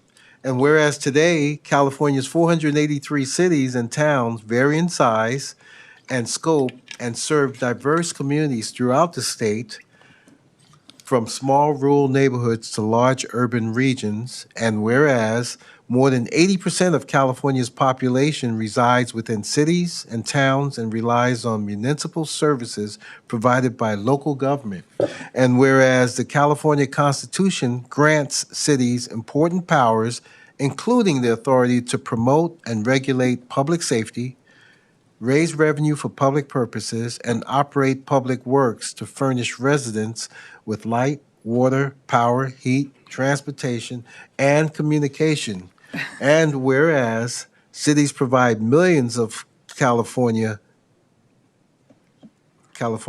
with essential services, including but not limited to public libraries, fire protection, law enforcement, emergency and medical disaster response, parks and recreation, child care, community and human services, solid waste, recycling management, water and sewer utilities, land use, planning, housing, economic development, transportation, planning, street and road and maintenance, and telecommunications. And whereas, which is the last paragraph, cities remain transparent and accountable to the communities they serve and continue to earn the trust placed in them by local residents through responsive, accessible, and locally driven governance. And California Cities Week is an opportunity to recognize the vital role cities play in the daily lives of residents and to encourage civic engagement, education, and participation in local government. Now, therefore, I, Glenn R. Sylvester, the mayor, and the members of the City Council of Daly City proclaim the week of April 19th through April 25th as California Cities Week in Daly City. The City Council encourages residents, businesses, and community organizations to participate in California Cities Week activities and to engage with their local government to better understand municipal services, decision-making, and opportunities for civic involvement. Wow, that was a lot. I didn't know we did that much, but it's definitely an eye opener for me and an appreciation as to our community and respect for our community and how we always serve our community in the best way we can. So with that being said, I do have the proclamation. I'll open it up to any of my colleagues for any comments on the proclamation. Anyone? Hearing none and seeing none. We'll move on to the next item. I do. Mayor, sorry. Yes, Councilmember Minot. Yeah, really quick, I just want to thank you for doing the proclamation. As part of the Peninsula Board Division, there was some work where some of our colleagues did move and go to the Sacramento to lobby for some of our needs. And so part of California Cities Week is an opportunity to advocate collectively around some of the issues that we all deal with. I also want to acknowledge our city staff for putting out some social media posts around California Cities Week. I think that, it happens around April where our colleagues all the way from us, Daly City, all the way to San Jose on the Peninsula Division, as well as other divisions, go up and really try to work with our state legislature on issues that we deeply care about. For instance, the VLF that we constantly really advocate for on an annual basis. So in those realms, it's a collective effort for our cities. When you have more than one voice, we hear that, then we are able to push for some of the needs, especially with some of our funding gaps because of the federal funds not trickling down at the level that we'd hope for. I know that over the years, even being on this council, we've always fought back for getting our VLF funds. We've had advocates on the state level that have given us our dollars in full, but right now we're not getting the full amount. And so I think collectively as a county, we're pushing for a permanent solution so that we don't have to waste resources every single year to fight back for the resources that are due back to our city and our county. So thank you, Mayor. Thank you, Councilmember Manalo. All right, any other comments before we move on? All right, seeing none, hearing none, we'll move on. The next item on the agenda is the approval of the minutes for the regular meeting of April 13th, and I'll entertain a motion Motion to approve. Second? by Manalo, second by D. Giovanni. Any further discussion? All those in favor say aye. Aye. Aye. Everybody said aye. Yep. Okay, so I don't have to say any noes, any abstentions, okay, so, all right. Next item is the approval of the agenda for tonight. Okay, and I'll entertain a motion for that. Motion to approve Second. agenda. Motion by Manalo, second by Perano. Any further discussion? All those in favor say aye. Aye. Motion passes, thank you. The next item is oral comment, and I do have some cards, a few cards here, so we'll begin with oral comment, and folks, so when you come up and address the council, you have 2 minutes to address the council. For the general meeting, general public comment, I have 1, 2, 3, 4, 5, 6, 7, 8 cards. All right, so I think 2 minutes is good. So we'll first start off with Felipe Darnier, representing AFSCME, Local 829. And after Felipe, I'll have Lori Giusti ready. Okay, Mr. Darnier, welcome. Thank you to the City Council giving me this opportunity to speak. My name is Felipe Donaire, and I'm president of ASME Local 829, and I'm a Daly City voter as well.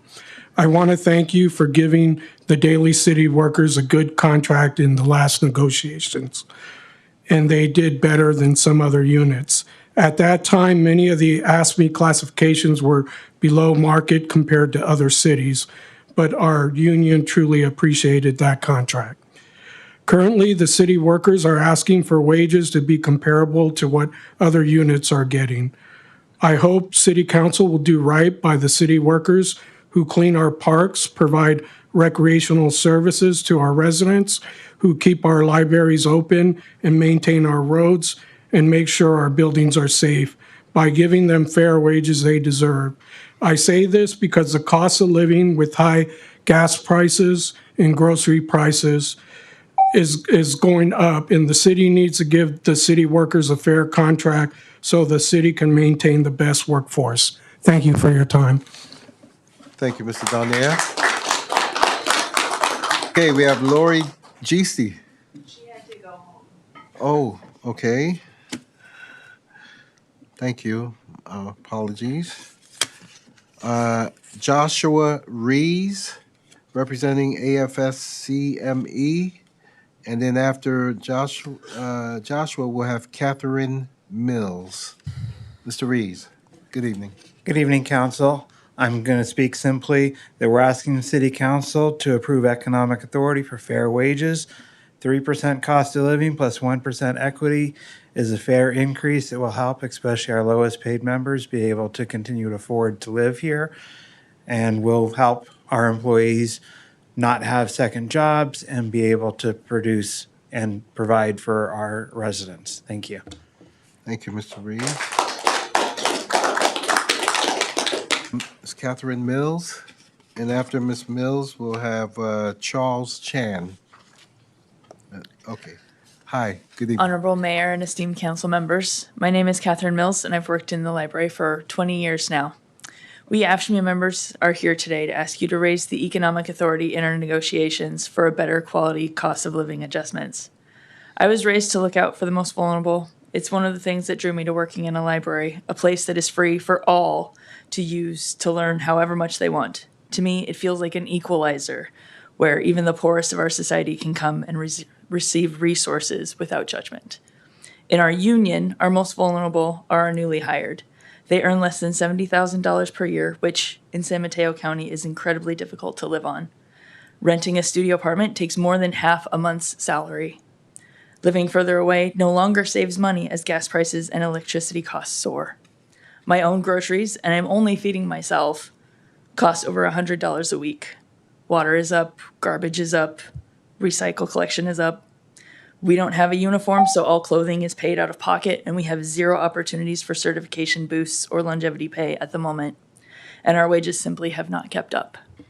You cannot control these outside costs. We understand that. But you do have the power to help keep our most vulnerable from drowning. When costs rise the way they have just in the past few months, these people suffer the most. So please raise the economic authority and take care of us so we can better take care of our community. Thank you. Thank you, Ms. Mills. Mr. Chan, and after Mr. Chan, Jessica Lee. Good evening, Mr. Chan. Hello. Thank you for being late for us. I try to make it fun for you guys. Okay. My name is Charlie Chen. I'm the building inspector. And I want to share you my story. 5 years ago, I celebrated my 10-year anniversary with my family in Catalina Island. On the way back home, I stopped at Cal Poly, San Luis Obispo, to visit my 80-years-old architectural professor, Mr. Brody. Before we left, he asked me one question. Why don't people see the value of architect? I didn't have an answer. It felt like telling my wife, you are lucky to have me, right? But that question stayed with me, and over time, I realized the answer is really simple. Communication. People won't pay for value if they don't understand your through communication. So today, I want to talk about the value we bring. I respect my team and my supervisor, Mario, who always emphasized one thing, life and safety. The truth is, most of our work is invisible until the disasters strike, like fire or earthquake. That's when our work matters the most, because the code we enforce give people have enough time to escape, to be safe. That is the value.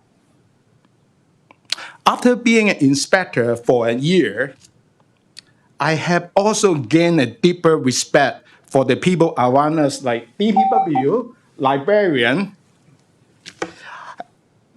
like the DPW crew, who always keep our roads so nice and the park is so clean every day. All right, I say to my wife, I love you every day, right? But sometimes I need to show my appreciation buying some gift to her, take her out for the dinner. I hope you can show us some respect and recognize our value. Thank you. Thank you, Mr. Chan.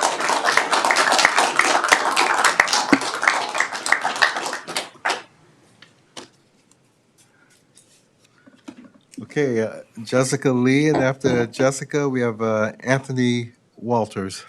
Hi, Jessica. Hello, Honorable Mayor, Vice Mayor, staff, and esteemed council members. My name is Jessica, and I've worked in the library field for over 10 years here in Daly City and in San Francisco. I'm here to ask that you raise the economic authority in our negotiations for a better cost of living adjustment. Daly City does need to retain experienced and skilled employees to provide quality public services. We cherish our communities and pride ourselves on the services we provide, but our quality of service declines as financial stress increases. We work full-time jobs and should not need to rely on extra outside income or living off of our savings, especially when single with no dependents. But our wages continue to fall behind inflation and soaring prices. Thus, we continue to lose talent to other cities or occupations, hurting the city in the process. For library wages, what you see is what you get. We have no certification pay, no education pay, no longevity pay, etc. The city gives us no reason to stay once our wages fall behind. We need cost of living raises and longevity incentives to retain staff. Thank you for your time and for your understanding. Thank you, Ms. Lee. And we have Mr. Anthony Waters. Good evening, sir.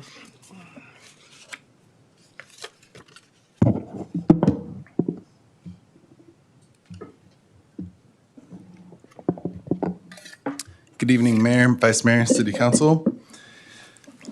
My name is Anthony Walters, a union representative with AFSCME Local 829, Council 57. And tonight we're close to a tentative agreement. We've had informal discussions about what a final compromise might include. A modest increase in the economic authority for wage increases can get us to a mutual agreement in line with the cost of living adjustments that other employee groups in the city have agreed to. So we know that you value your workers, and the federal government policies, as have mentioned before, especially with regard to the funding bill, the HB1, these federal government policies are making the affordability crisis worse. And as mentioned before, we know that that's not your responsibility, that's not your authority to address those federal policies. However, your commitment at the local level to uplifting your community and your workers is what is going to provide excellent service for city residents. And so I look forward to reporting back in the future that we do have a final tentative agreement. The union is working towards compromise, and your support for working class employees in your city can get us to our goal. And so I just echo the comments that my union members have made today, and that the affordability crisis is very urgent, and the employees in our bargaining unit with the lowest income desperately need to have this done. And so we are working cooperatively. We expect to have our contract hopefully finished by next month, and we thank you for your support. We appreciate your public service. Thank you. Thank you.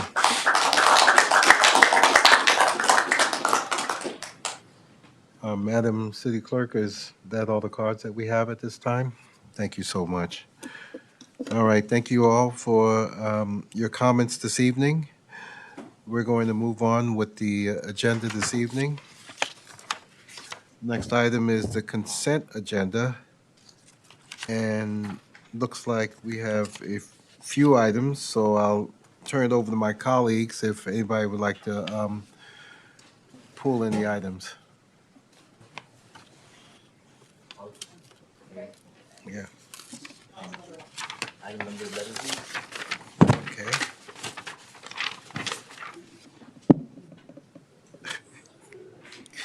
Okay. Anyone else? Councilmember Manalo. Item number 14, 14, please. Thank you. I'm sorry, That's it. 14? Did you say 14? Or just 14, yeah. 14, 1-4. Yeah, I'm sorry. I apologize. Sorry, Mayor. Oh, no issues. Okay, what I'm hearing now is we're on to the consent agenda. With the exception of 11, item number 11 and item number 14, I'll entertain a motion to accept the consent agenda. Second. Motion by Manalo, second by Di Giovanni. Any further discussion? All those in favor say aye. Aye. Any opposed? Any noes? Motion passes. So we'll start off with item number 11. And let me see.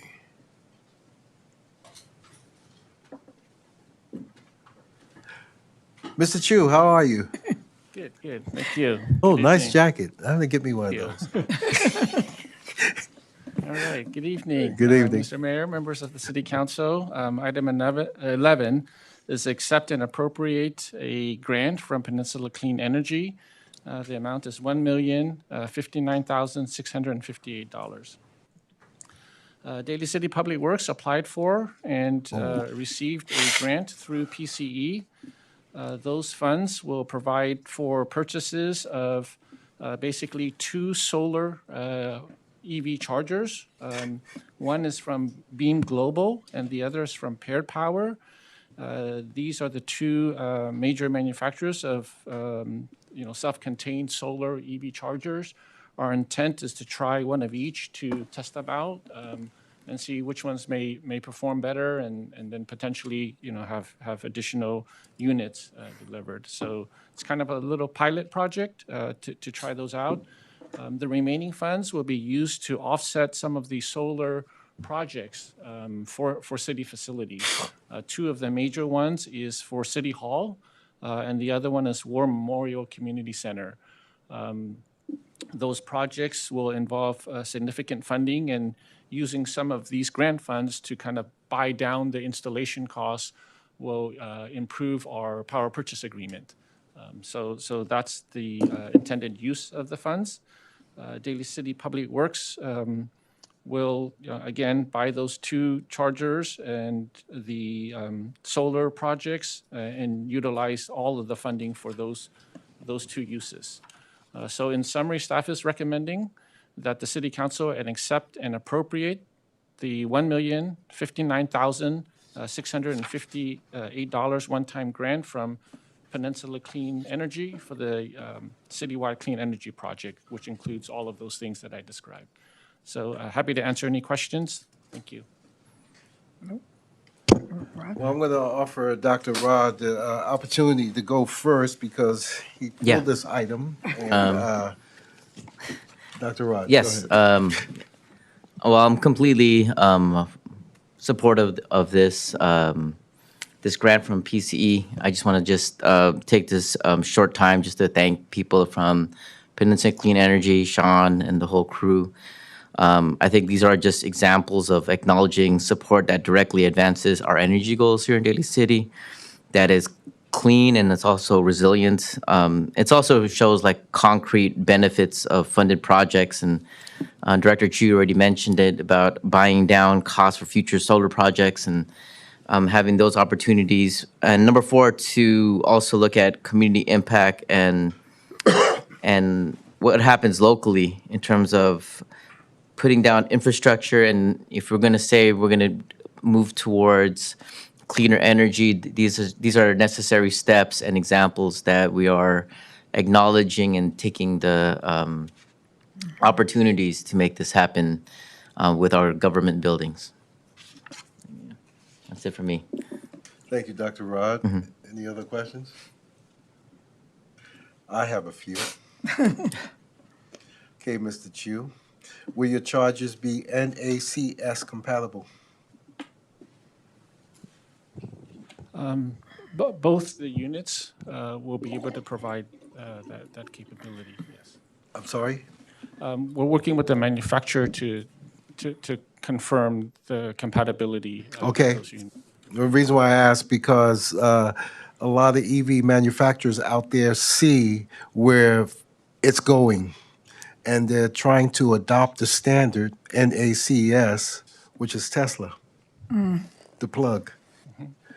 Even Ford, all the other EV makers.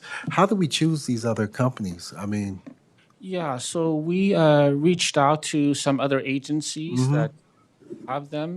There's not many out there. that's correct. Right. Because this is very early in terms of this type of technology. One of the major challenges is, how well will it work in our environment in Daly City? And so we've gotten some mixed reviews, and so that's kind of why we're trying to pilot one of each to try them out for ourselves and our environment. These units do have the ability to be relocated because for the most part they're self-contained. And so, we're going to try them out and see if they work well, if there's a particular location that may work better than another location. And then hopefully, if they do work well, then we can potentially, buy more of them. Wow, Great. that's pretty good. Okay. Will you be getting back to us with specifics as to the charging speed? Is it going to be level 2 or level 3? I believe they're at the level 2 That's what I thought. Okay. range. But happy to come back in terms of sharing the results Right. with council and how well or not well they work. But it is kind of a pilot to try these out and really get some real data for our environment. We have EVs now, don't we? Yes, we do. And where are they charging now? They're charging at the corporation yard for the most part. Corporation Yard. Do we have charges here at City Hall? We will. Yes. I think I got the message. You've answered it for me. Who's going to be using these chargers? So I think you just answered it for me. Thank you. We will. We have a separate program with Peninsula Clean Energy. Oh, that's yeah. helping us with EV infrastructure for our facility, separate from this, but Wow. that's being worked on as well for City Hall, even Right. more for the corporation yard. And I think down on Martin Street or some solar was going down there near fire or something like that, or some panel or the library. PCE was involved in that, I think. The Ceremony was it- Library has EV Go already. That's already okay. out there. No, I know there was another project through conjunction with PCE. I don't know if it was battery storage, but I don't want to confuse that with Cormorant coming over at Cal Palace. But I thought something was going to be at the roof of the library or fire or something like that. So For Bayshore Community Center, that's underway. okay. As well as Ceremony Library, that's been completed as well. Great. So those are ongoing as well. Thank you. Their next phase will be City Hall and War Memorial Community Center. Got you. All right, Mr. Chu, I want to say thank you so much for always upturning those rocks and finding money. Yes, Vice Mayor, please. Yeah.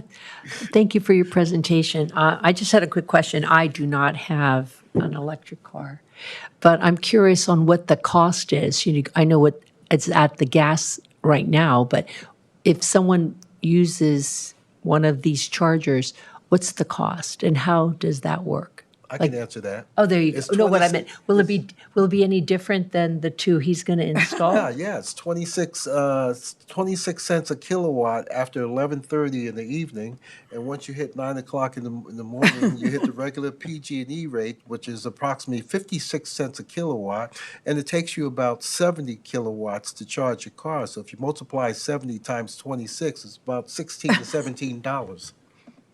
And if you charge during the day, it's much more expensive. 70 times 0.56, and that'll be about that could be as much as $35. Wow. So do we make any money on these machines once we purchase them? No, we don't. No. I mean, for the most part, agencies don't have the ability to sell power. So it's right now it's mostly to facilitate our own fleet and trying to encourage more electric vehicle use as well. But we're going to need to bring in some new infrastructure from PG&E to be able to install a lot of these chargers. And potentially even looking at, larger pieces of equipment like electric street sweepers and things like that. Wow. And having the infrastructure is a start to be able to do that. Thank you. Any other questions? Councilmember DiGiovanni, anything? No. Councilmember Manalo, please. Yeah, I just want to say thank you for pulling this item. Dr. Rod, I know that you work heavily on that board, and $1 million is not a small amount, and it's pretty hefty as far as, $1 million that goes towards clean energy efficiencies for our city is great. So thank you for your work on that board, Dr. Rod. Mr. Chu. And thank you for all the work of the staff. Thank you, Councilmember Manalo, and thank you again, Dr. Rod, for your steady advocacy and representation of Daly City on the Peninsula Clean Energy Board. Thank you very much. Thank So you. with that being said, I'll entertain a motion from you, Dr. Rod, to approve item number 11. Now, let's make a motion for item number 11 to accept and appropriate $1,059,658 grant from PCE. Second. So we have a first and a second. Any further discussion? All those in favor say aye. Aye. Aye. Any opposed? Any noes? Motion passes. Thank you very much, Mr. Chu. Item number 14, authorize the city manager to execute all master agreements, program supplemental agreements, fund exchange agreements. I had that feeling, Mr. Chu, you were going to be back.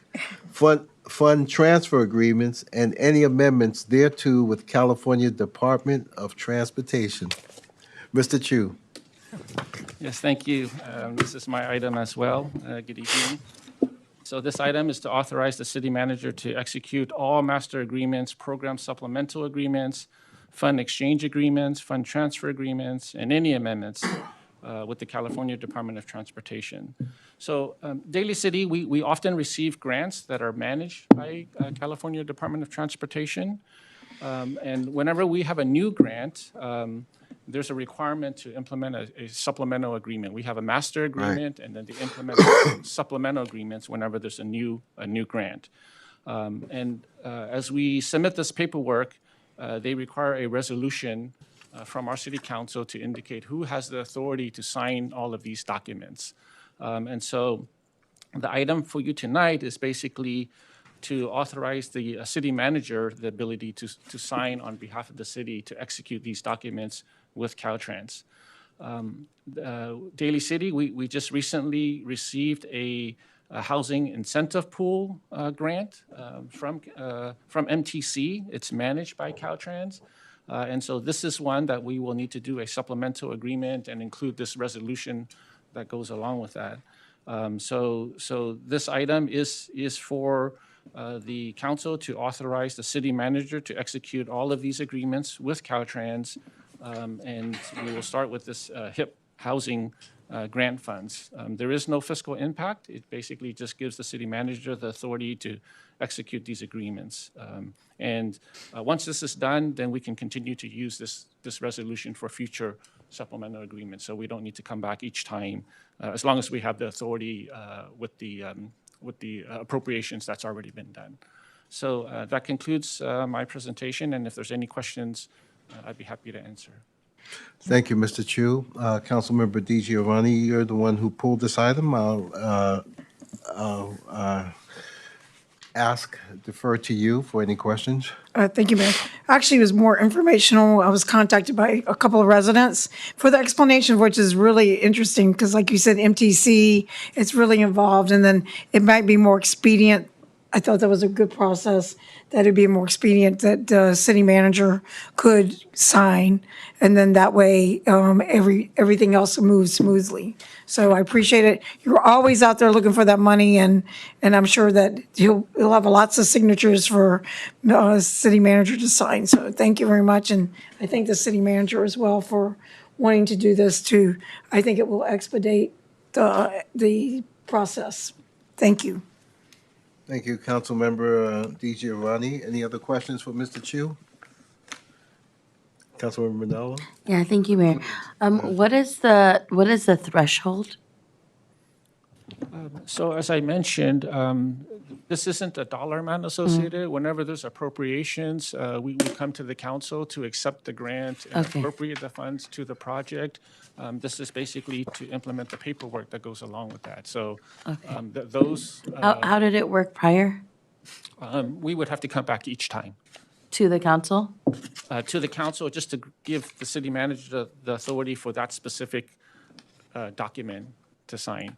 This is more broad and more general in terms of, the supplemental agreements, the fund exchange agreements, any program supplements.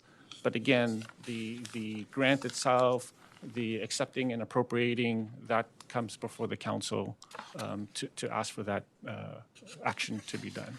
Okay, so it would still be brought to council as far as the information, but to expedite the process, we're giving our city manager the authority to sign the document.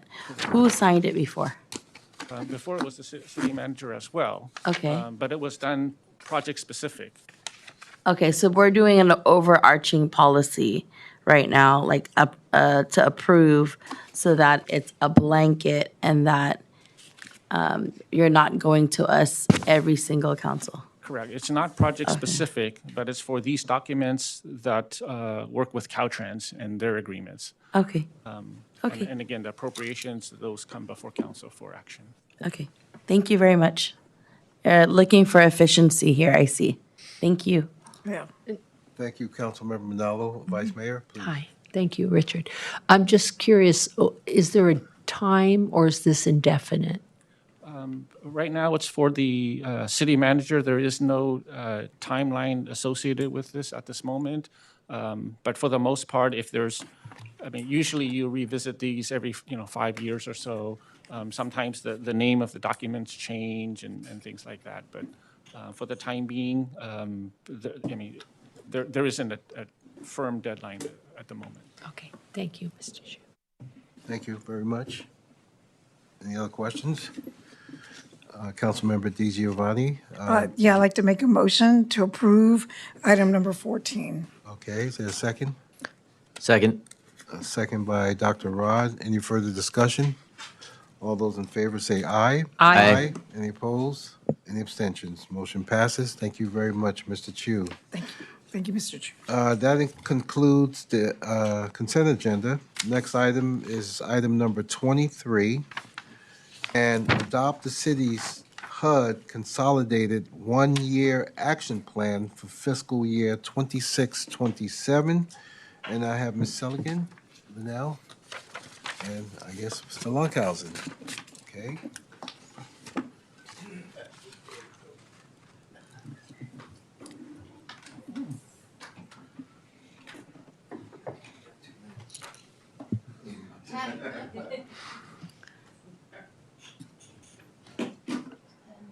Good evening, Honorable Mayor. Okay, good evening, Honorable Mayor, Vice Mayor, and council members. I'm here tonight to present the fiscal year 26-27 one-year action plan. So the City of Daly City receives CDBG and home funds from the Department of Housing and Urban Development. They're federal dollars. CDBG, the goal for CDBG is to provide decent housing, provide a suitable living environment, and expand economic opportunities. Home is to increase the supply of affordable housing. So in order to receive the funding, the city prepares a 5-year consolidated plan. And these were the priorities of our 5-year consolidated plan. 26-27 is year 4 of the 5-year consolidated plan. Also, 26-27 is the second year of a 2-year CDBG funding cycle, meaning that in 25-26, we issued a request for proposals. And then in 25-26 is essentially a renewal of the funding received in 25-26. I hope that makes sense. For 26-27, we are getting $897,871.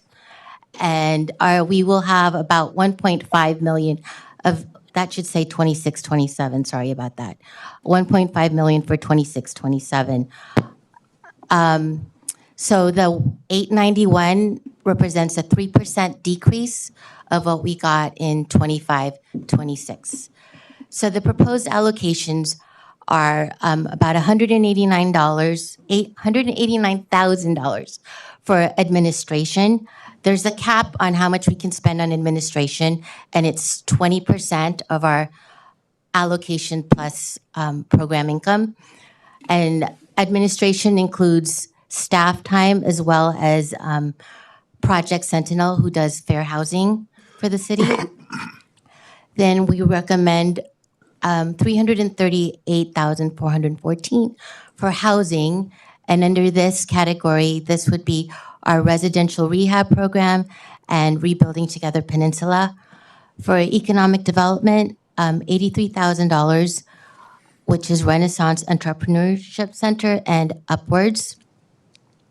For public services, we're recommending $128,000. That includes funding for Life Moves, Project READ, Peninsula Family Service, Daly City Partnership, HIP Housing, and legal aid. And pretty much these levels of funding are similar to what we had in 25, 26. And for capital projects, we recommend putting the balance to the development of the Early Learning Center, and you saw a presentation of that today. For 26, 27, we are getting a home allocation of $250,704.85. And this represents about an 8% decrease of what we got last year. And home admin is capped at 10%, so we recommend an allocation of just 10% of our allocation. And then the balance would go towards an affordable housing development, which we will identify during the program year and come back to the council. At least 15% of that must go towards a community housing development organization. So this 225 and current prior year home funds, we have about $730,000 that we could put towards a new affordable housing project. So a requirement for this funding is public participation. So on December 8th, we had a public hearing on housing and community development needs. And then there was a public notice and a review of the draft action plan that started March 29th to April 27th. And then on April 9th, we got our funding allocation. So you can see that we had to go out for public review before knowing how much we would actually get from HUD. So our draft action plan contained contingencies as to what we would do if we got more or we got less. So what we've presented today incorporates the funding contingencies in the draft action plan. And then we also had a public notice that was published, and we emailed to various social and community service agencies, as well as publishing and making available our action plan on the city's website. And then tonight, we have our public hearing on the one-year action plan. So our recommendations for council action: conduct a public hearing, then allocate the funds for the various CDBG and home activities as outlined tonight, approve the city's one-year action plan, and adopt a resolution authorizing the city manager or his designee to sign the appropriate forms and certifications as part of the city's submittal to HUD.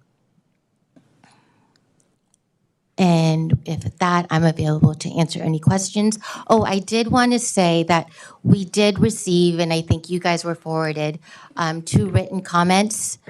One from HIP Housing, which we currently fund, and HIP Housing provides, their program serves adults age 62 and older with a connection to San Mateo County and who need access to affordable housing resources.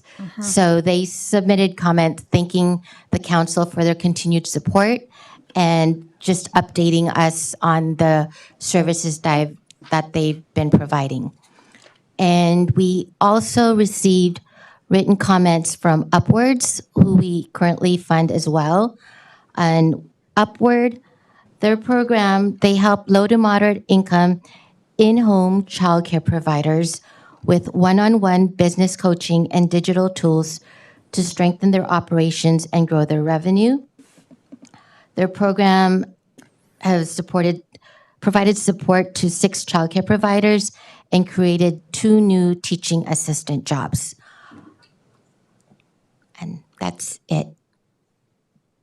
Thank you. Thank you, Linnell. Do we have any comments or questions for Linnell?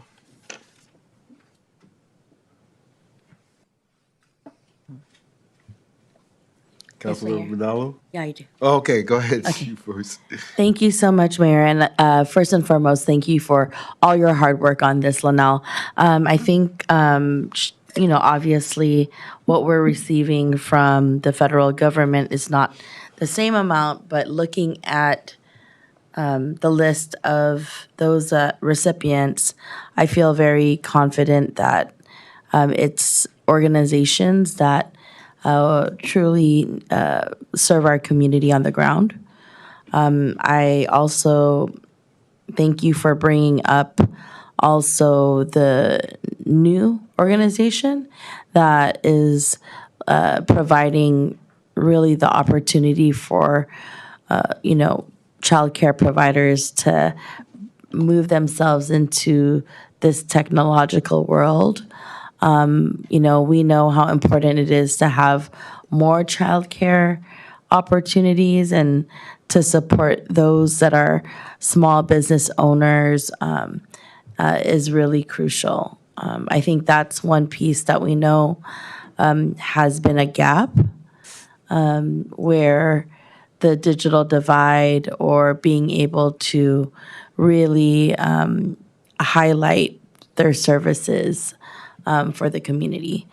But also, we have a list of organizations that you have stated that have, proven the needs around housing, supporting our communities to make sure they have access to legal support, also finding, housing in the most crucial times.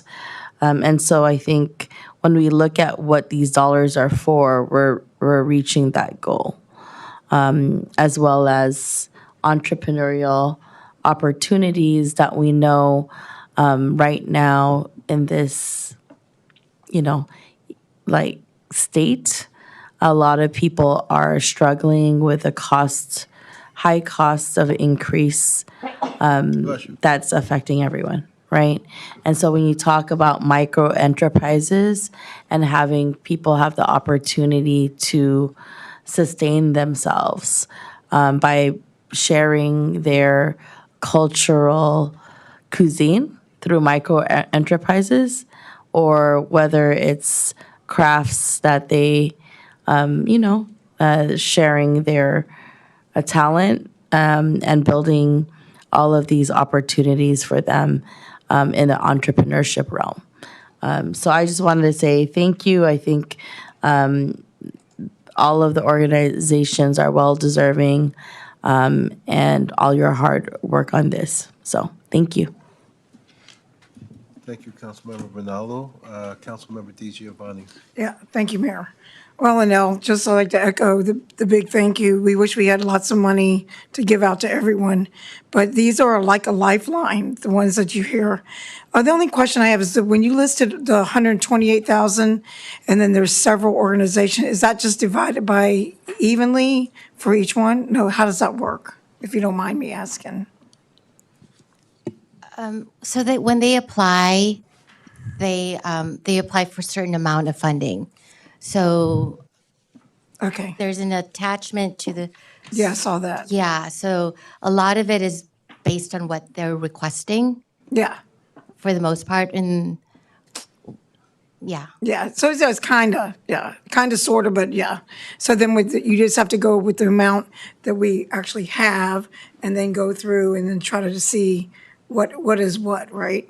Yeah, and we also do look at cost effectiveness and kind of compare Yeah, what the needs are. applicants. Yeah, to evaluate the needs as well, right? Right. So I think it's a well-rounded support system that we can try to provide while we go through such low times. 8% is a big loss, but let's hope that next year will be better. And I'd like to thank the gentleman out here for what he does for the community as well, while he's been sitting here through through this night. So I appreciate it well. And all the organizations, Daly City Partnership, and what they provide. Thank you very much, and all the others. Thank you, Councilmember Di Giovanni. I do have a comment to make, but I'll wait because at this time I would like to open up to the public for comments. And I do have one card, and I'd like to invite Mr. Timothy Russell of Renaissance Entrepreneurship Center. And he wanted to speak on this matter. So, Mr. Russell, oh, there you are, sir. All right. Yeah, I saw you. Already sitting up but here. There we you move quick. All right. How are you this evening, sir? You have the floor. I'm doing well. Okay. Mayor, Vice Mayor, and City Council, I'm Tim Russell, the Regional Director for Renaissance, and I just wanted to be here to thank you for your support over the years for small businesses and economic development. Small businesses are in the startup, or the existing stage, and they see services and one-on-one consulting as invaluable to be able to help them turn their passion to profit. And you all allow that to happen in your city. I grew up here up to the age 12, and I love the city, and I know how meaningful it is to see growth in a city, and small businesses help the growth of every city. I want to thank the staff. The staff has been invaluable to us in helping us just foster a healthy relationship, giving us the advice and the guidance that we need in order to do the work that we need to do for the residents and the businesses of Daly City. So thank you for your support, and to the staff, the recommendation for continued support. We thank you, our team at Renaissance. Thank you very much. Oh, wait, Mr. Oh, you want me? All right. No, this is a little bit different because Okay. you kind of like gave a little presentation. Okay. And now, I don't know, my colleagues may have some questions All for you. right. I think it's all good. And Okay. we wanted you to enjoy the limelight here. All right. Okay? Cameras on me. All right. All right. All right, so I'll open it up for comments. By the way, just for the record, I don't have any more cards at this particular time for this matter, number 23. So I'll close the public comment period at this time. I'll entertain a motion. Motion to close hearing. Second. Okay, well, Dr. Rod, you. Second, Dr. Rod? Dr. Rod's first, second. Any further discussion? Vice Mayor, it's fine. All those in favor say aye. Aye. Any opposed? Hearing none. Okay, so I've asked Mr. Russell to stay aboard, so if anybody has any questions for him, please feel free to ask him. Good None. to see you. Good to see you None. too. Good to see you. All right, well, I don't have a question, Mr. Russell, but I do have just a comment to make. First of all, I'd like to start off with Linnell. Linnell, you've seen the folks on council come and go. And as a result, there has been changes to CDBG program and funding.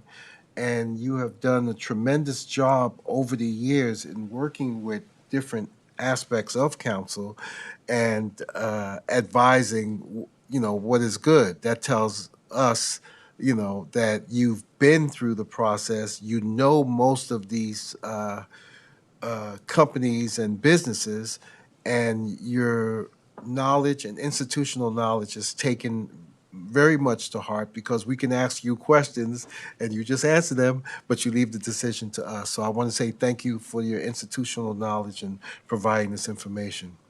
Mr. Russell, I did a search on Renaissance Entrepreneurship Center, and I see in 2024, it won the Ebby Awards for the Nonprofit Organization of the Year. You entered the organization in 2012, and you have been very responsible in driving businesses throughout the peninsula. Yes. So I just wanted to say that was a good choice, Linnell. Thank you for your follow-up and report. And I want to say we wish you continued success in your business. Thank you very much. Thank you. Okay? But that's all I have. Anything else from any of my other colleagues? Thank you. All right, hearing none. Thank you. Mr. Thank Russell. you. Have a great evening. Thank you very much. Thank you. Yes, Linnell. Oh, can I just do a shout out to Ann? Hold on. Yeah. Yes, Linnell. So there have been a lot of changes in my division. Betsy retired, Marina retired. I'm still here, but I just want to give a shout out to Ann Cooney Oh, yeah. because I Oh, couldn't there's- do this without yeah. her. That's all. Thank you. Oh, yes, absolutely. Thank you for sharing that. And I didn't see you back there. Mr. Lunkhausen was blocking my view, but it's a pleasure to see you. I know all the work that you do, Ann. Thank you, Linnell, for that. All right. So so that was item number 23. So I'll entertain a motion to adopt the city's HUD consolidated one-year action plan for fiscal year 2026 through 2027. Motion to approve? Second. Who was that? Oh, Councilmember Ronaldo, with a second by Councilmember Di Giovanni. Any further questions? Comments? And let's see, that would be a roll call vote, please. Madam City Clerk. Ms. DiGiovanni? Present. Aye. I do Dr. that Rod? to folks. Aye. Ms. Carano? Aye. Ms. Manalo? Aye. Mr. Sylvester? Glenn Sylvester, aye. Thank you very much. The motion passes. And we'll move on to the next item.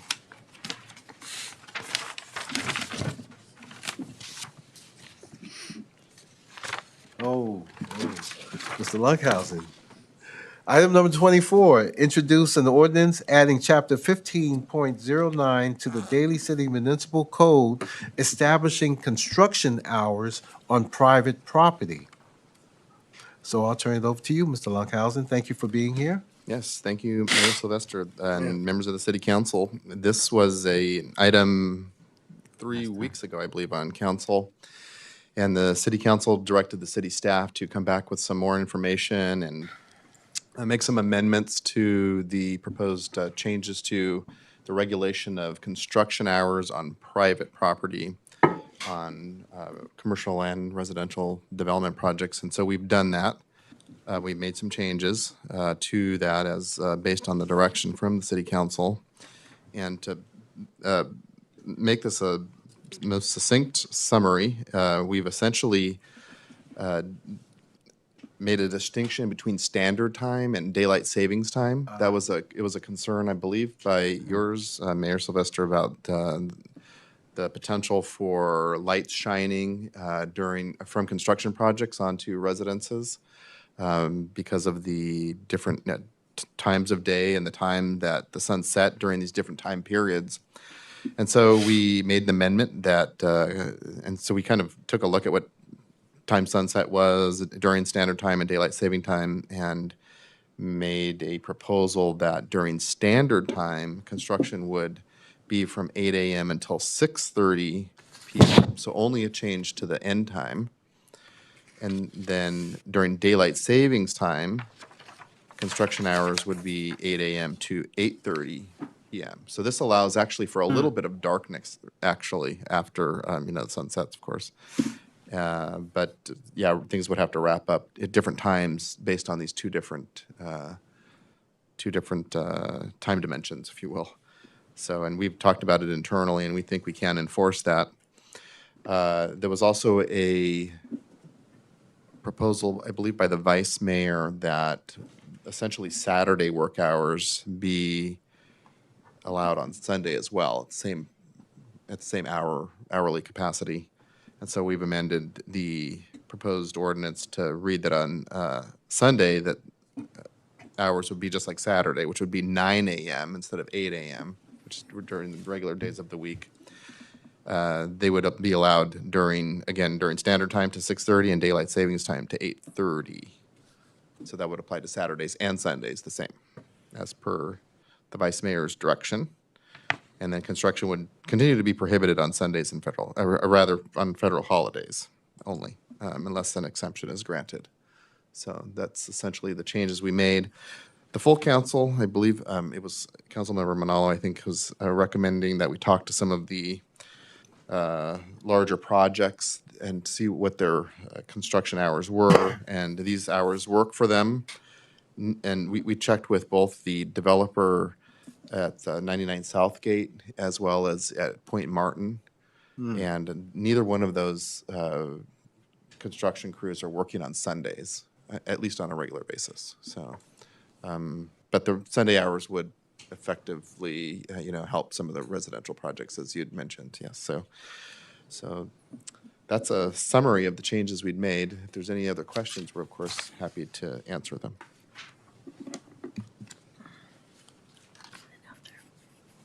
Thank you, Mr. Lunkhausen. Vice Mayor? First of all, I'd like to thank you for listening to our questions and our requests. My biggest concern on a Sunday would be someone who owns their own home and wants to paint or do some sort of maintenance on their property, and with people working usually during the week, the only time you have to do any of that is during the weekend. So I just wanted to thank you. Oh, okay. Okay, thanks. You're welcome. Thank you, Vice Mayor. Councilmember Manalo? Thank you, Mayor.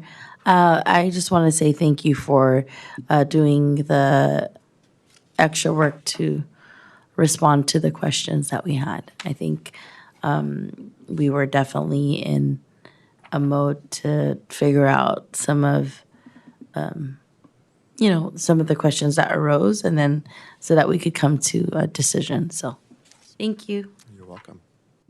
Thank you, Councilmember Manalo. Councilmember DiGiovanni? Yeah, as another echo, because I remember when the mayor had brought up the daylight savings time, and then it triggered that's a great idea, and you took it back, you and your staff, and worked on it, and came back and made a compromise, and appreciate it, much appreciated, on the work and listening. Thank you. Welcome. Thank you, Councilmember DiGiovanni. That's right. No Nothing? comment from me. Mr. Lunkhausen? I guess you, staff is starting to understand council. You did a tremendous job. I mean, it's like you took notes on everything, and I'm looking to see if you got any hidden AI recorder, because you addressed every one of our concerns, and I was just so impressed. Thank you so much for that. I just have one question, and it's an easy answer. We're still going back to staff's recommendation on the permit issue. I think it was 3 years, and if they need to extend it, and then they'll come back before council, and they can extend it, I think 6 months or something like that. Right. That was part of actually a separate item, but that is separate. correct Okay. what you All right. just said. All right, great. All right. 3 years with council, right. Okay, thank you, Mr. Lunkhausen. All right, any further question for item number 24? I don't have any cards, so we won't need to open the public hearing. So I ask for a motion for city attorney to read by title only. Glenn Sylvester, I'll make that motion. Is there a second? Second. Second by Dr. Rod. Any further discussion? All those in favor for the city attorney to read by title only, say aye. Aye. Any opposed? Any abstentions? The motion carries. Madam City Attorney, would you kindly read by title only? Yes, thank you, Mr. Mayor and members of the City Council. This is an ordinance of the City Council of the City of Daly City, adding Chapter 15.09 to the Municipal Code regarding hours of construction, and a council member may introduce the ordinance. Thank you, Madam City Attorney.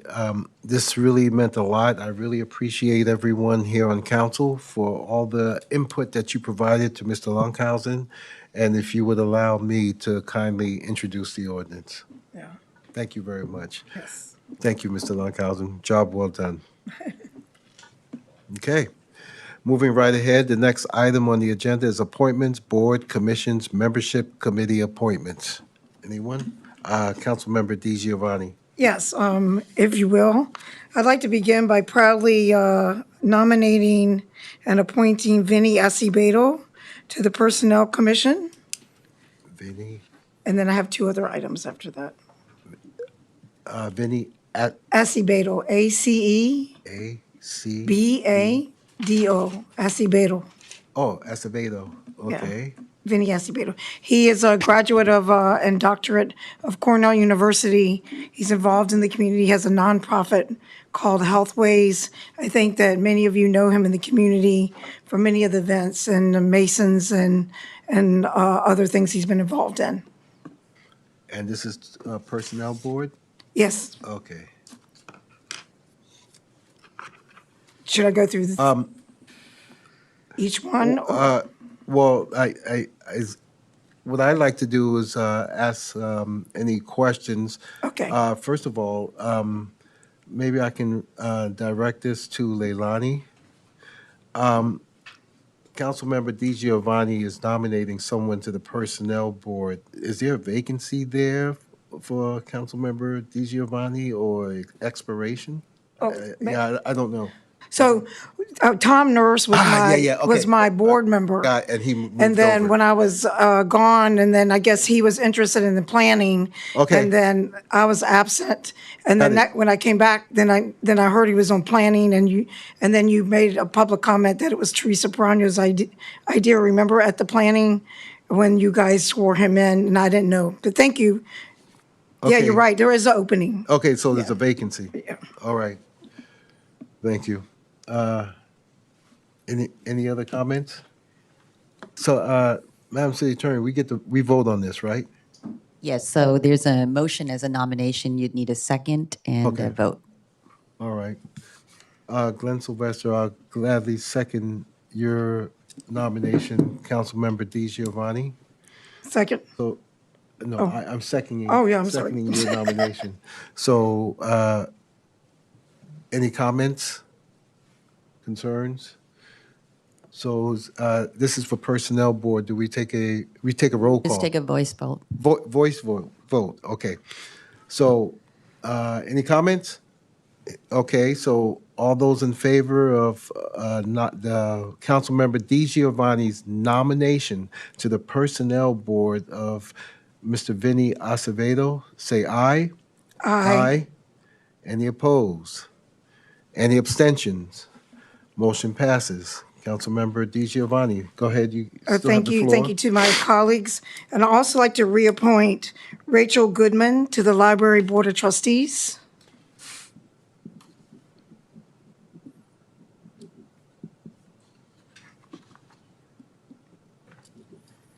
Okay.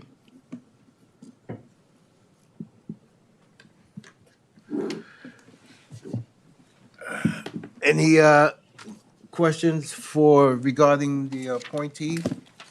The nomination by Councilmember Di Giovanni. Second. No any questions? No questions. No questions? No. No questions? All right.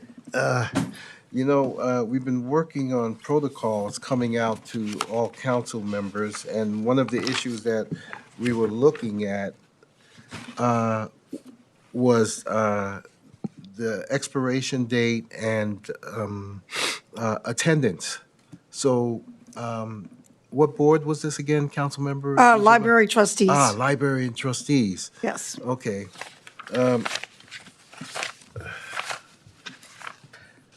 Isn't that an upcoming meeting, or that we're going to approve something that you guys are working on, right? I'm sorry?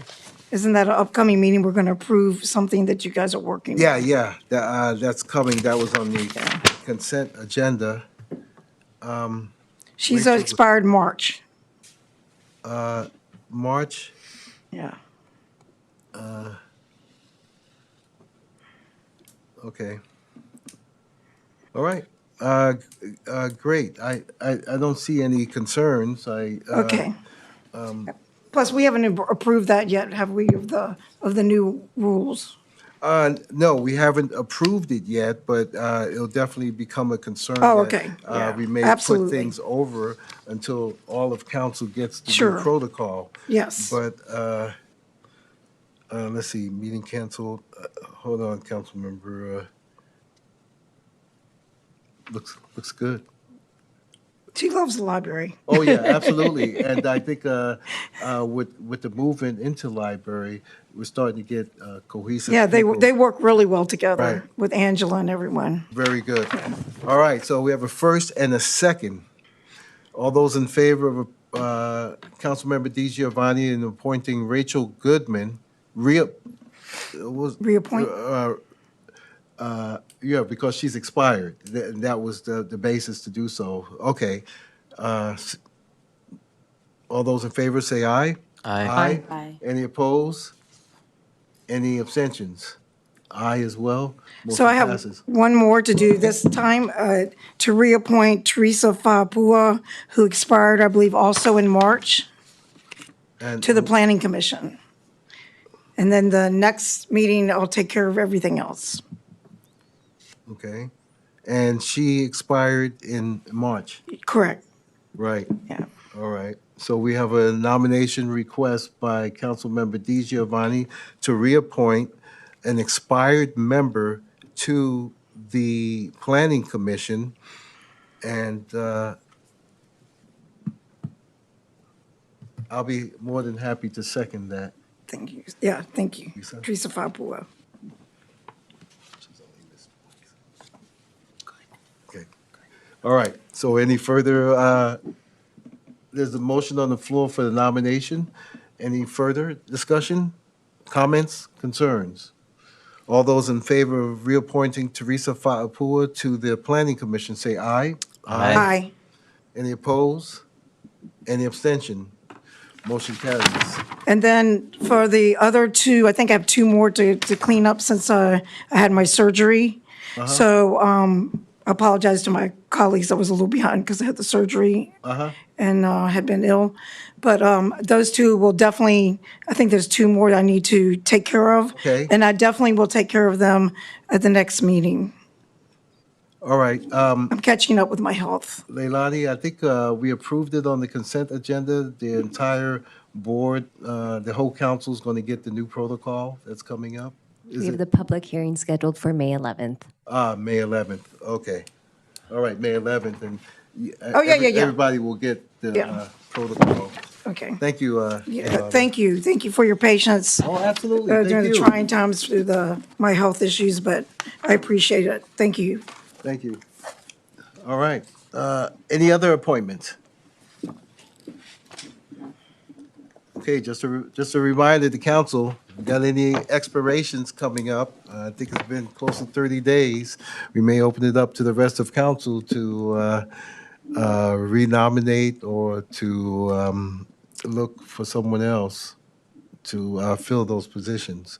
So that's also going to be part of the new protocol as well, so that everybody gets to see it and have fair notice about what may be coming down the pipe.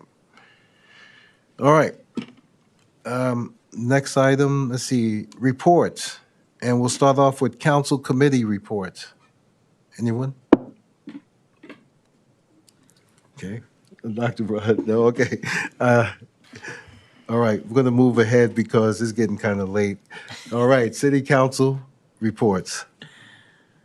Council Member Manalo, please. Thank you, Mayor. I want to say that the event that we both participated in, we joined Astrana Health, Northern California, with Supervisor Canepa in regards to just the physicians that are in our community. And so I know that we were able to join you at that event.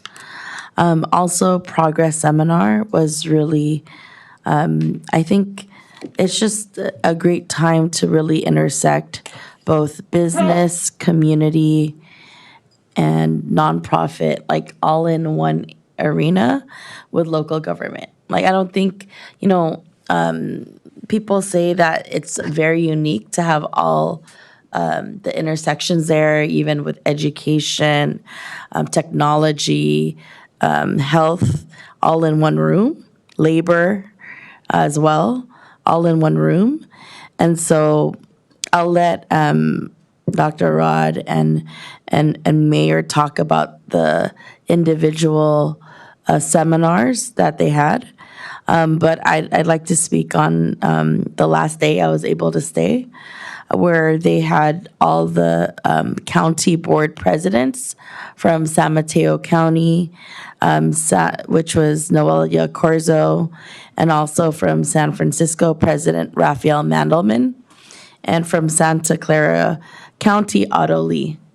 And so having all of those representation from the region, not only in the peninsula, but on both sides of us, was really great to hear how they've addressed issues and also share some of the best practices they've been doing. And so I think that, one of the issues they did bring up on both counties, and I know Chief Christensen is not here right now, but I also just want to acknowledge that we've been very mindful on making sure when we share our data, as far as the cameras that we have, ALPR or other cameras, that we do not send it outside of the state. And so I think that was also brought about. But I want to say that it's good to know that we have policies within our city that we've reiterated. Also attended the Life Moves luncheon to support housing and support services. We have a Life Moves location in Daly City, and it's really been a saving grace for many families. And so I think it's so important that that continues to remain. And I know it's helped many families. And then also the Council of Cities with Mayor Glenn for a very short minute with my daughter, Giselle, which they had, I think they were highlighting all of their environmental projects by the creek that they had there. Mayor Glenn, you're gonna have to share how the food was, because I had to leave that time. But it was also really wonderful to be with the Daly City Colma Chamber of Commerce just right before this meeting. Congratulations to Dr. Rod, to Amiana and her scholarship as a scholarship awardee. It's so wonderful to see her in her element, and congratulations on her choosing the school that she wants to. And I can't believe time is flying so fast. It's way too fast. She's not going to college, but wow. Congratulations to you and Arlene on this next adventure. But yes, tomorrow I will be joining organizations and other municipalities with also the county for the VLF advocacy. And so just wanted to share with my colleagues. I'll be heading to Sacramento to support those efforts tomorrow. Thank you so much. Thank you. Oh, Yes. thank you, Vice Mayor. Vice Mayor, you have great memory. The annual volunteer luncheon happened, and I can't believe, when it happened, I can't believe we're already at this point of the year, because I just remember it happening last year, and how fast is that? But thank you, Vice Mayor was there, as well as Council Member Pam, who was there as well. But to all of the city staff that served the seniors, they were smiling and so happy. Their smiles were up to their cheeks. And it also shows how there's studies that say when older adults are active, that they really age in place. And a lot of them say that the Dolger Senior Center is their second home. So thank you, Denise, and your entire staff. And we heard that not just from one person, but multiple people over and over again saying how much they love to volunteer, but also how all the senior centers that they volunteer at is their second home. So thank you, Vice Mayor, for reminding me. I almost forgot. Thank you. And that is it, Mayor. Thank you so much. Thank you, Councilmember Manalo. Oh my goodness, there's one more. Sorry. It's on my notes. I'm like, I am not reading my notes, but there's one last thing. I want to thank Chief Christensen for sharing the Real-Time Information Center tour. And it's very exciting that we have this technology that as a council we have approved through our Measure Q funding and really finding ways to make sure that technology works for us to keep our officers safe as well as the public. For those of you watching, a Real-Time Information Center highlights how we have the technology with drones, but also the capacity of other cameras to speedily be able to get to a crime or also situations where collectively it's just a faster, more efficient way to do so. Also, I think we will be the largest real-time information center with a city of our size. So I want to say congratulations to Chief Christensen and all of the Real-Time Information Center staff and seeing them in action. And one fun fact is they use game controllers to be able to maneuver.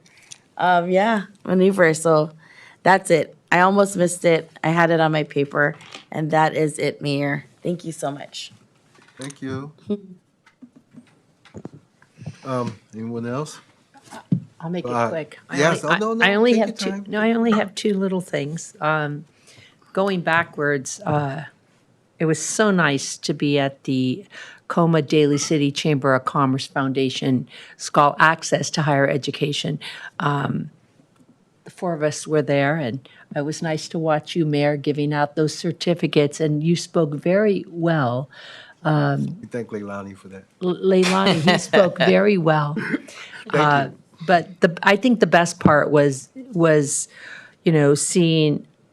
looking out at the youth and when I saw Amiana go up, it was like it's almost like it felt like family. I got so excited, and it was really nice to be there. Our city manager was there as well. Chief Christensen was there. Mr. Nevin was there. It's so nice to see 42 students receiving scholarships and listening to where they're going. So I just wanted to just say it doesn't get old. It doesn't get old. I've been on the Chamber of Commerce, many over 20, probably close to 25 years. So the scholarship's probably one of the best parts. And then just greeting the seniors, but watching all the volunteers. I mean, there goes Tim and Tom and the police and the fire and everybody was there. And Opal, the food, I didn't eat it, but it sure looked good. The salmon and such. So staff was phenomenal, and it was great to listen and speak with the various. We stood at the door, so as the seniors were coming in, and you're right, they all said it was like their second home. It was the best thing that they did. So that was it. So thank you. Thank you, Vice Mayor. Thank you. Councilmember DiGiovanni? Yeah, I'll just make it an addition. I mean, they both spoke well about the senior appreciation lunch and that how some of them have been volunteering also for 33 years. I mean, that says something. And then we all know about volunteerism. Do you get more when you volunteer or do you get, that's how they were feeling. And the fact that Andrea went around and even asked them, for people that wanted to speak on why they volunteered, I thought that was very poignant and it was well done. And then to our assistant city manager, Shayla, Denise, Joshua, city attorney, our city manager, police, fire, everyone came and served, and they were delighted to have that appreciation. Gratitude says a lot, and that I think like Councilmember Manalo alluded to, the smiles were evident. They were laughing and having a good time, and just taking that time to acknowledge them is so important because there's no value, or would you say, on those volunteers? They really, really bring so much. And people said they've gone to other cities, but it's the Dolger.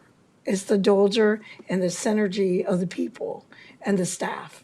And Dustin as well. They did a great job. And thank you to all of them. They was excellent. They were so happy. Can I just add something? It reminded me when Councilmember DiGiovanni mentioned the 30-year.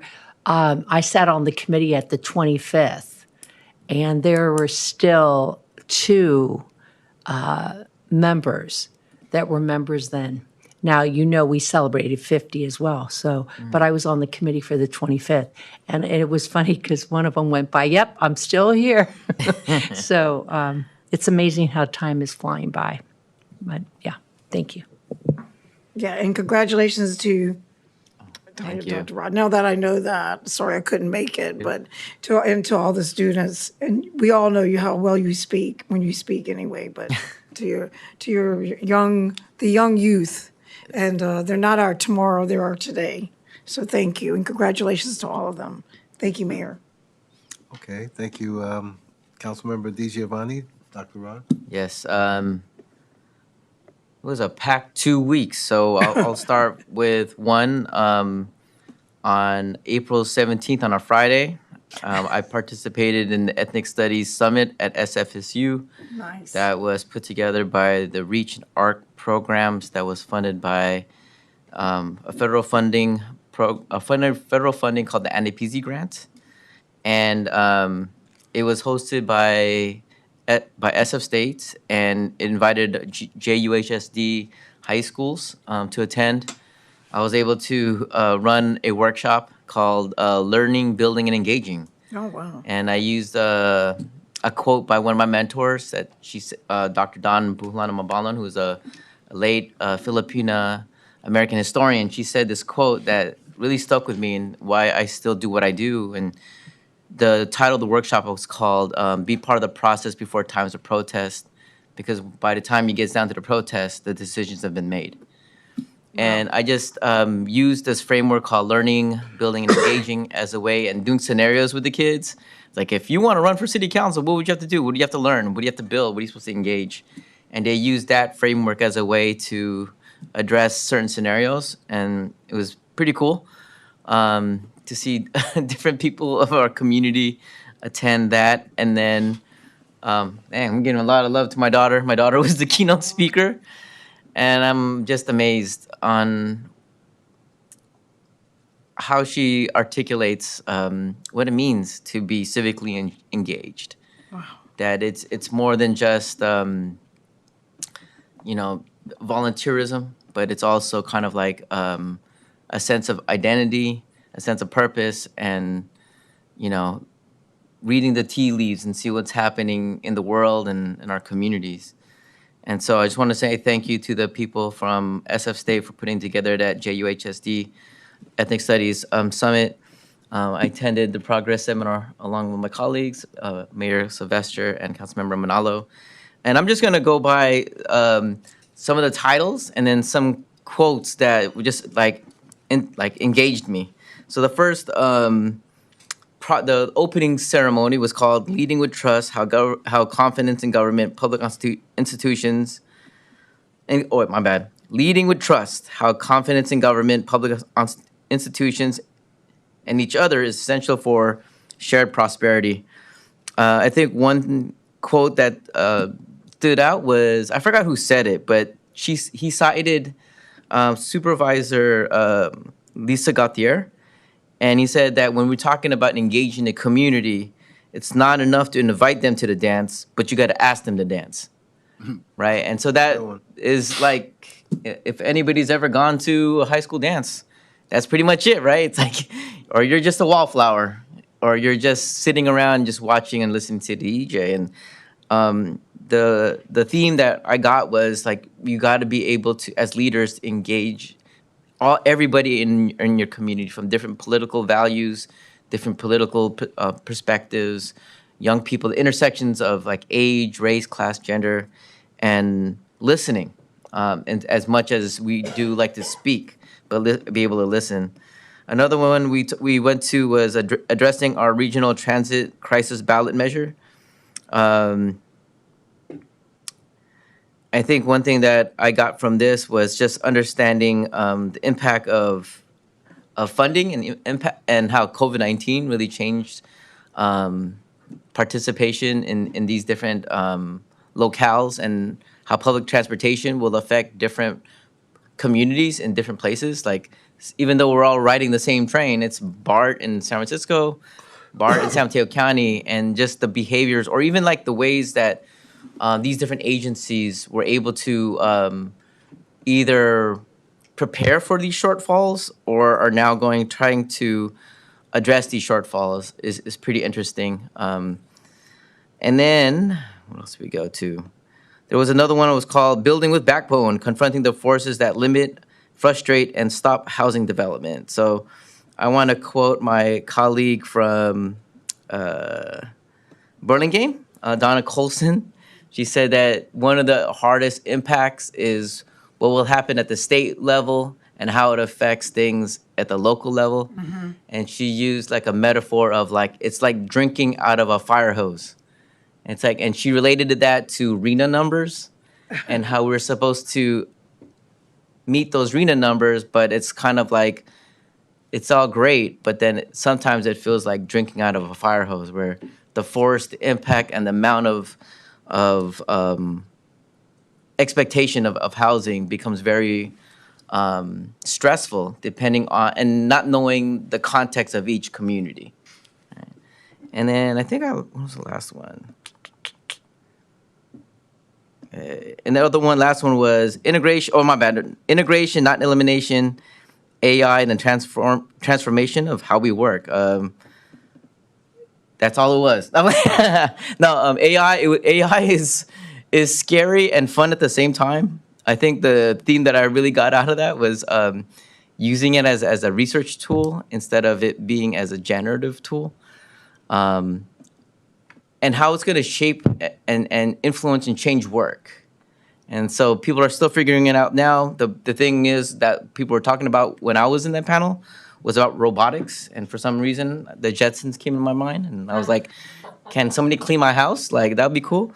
I forgot the name of the android that was in the Jetsons, but that would have been great, you know? It was like, we could have people generate cool pictures, but practical. And then the last one was continued progress on the horizon, what's holding us back. And we had different people that were inside and outside San Mateo County, people from the East Bay. One of the things that came out was also about childcare, and, you know, it was kind of poetic that we're talking about childcare and addressing this need, and how childcare is so essential to younger parents in terms of allowing them to work and finding accessibility to it. And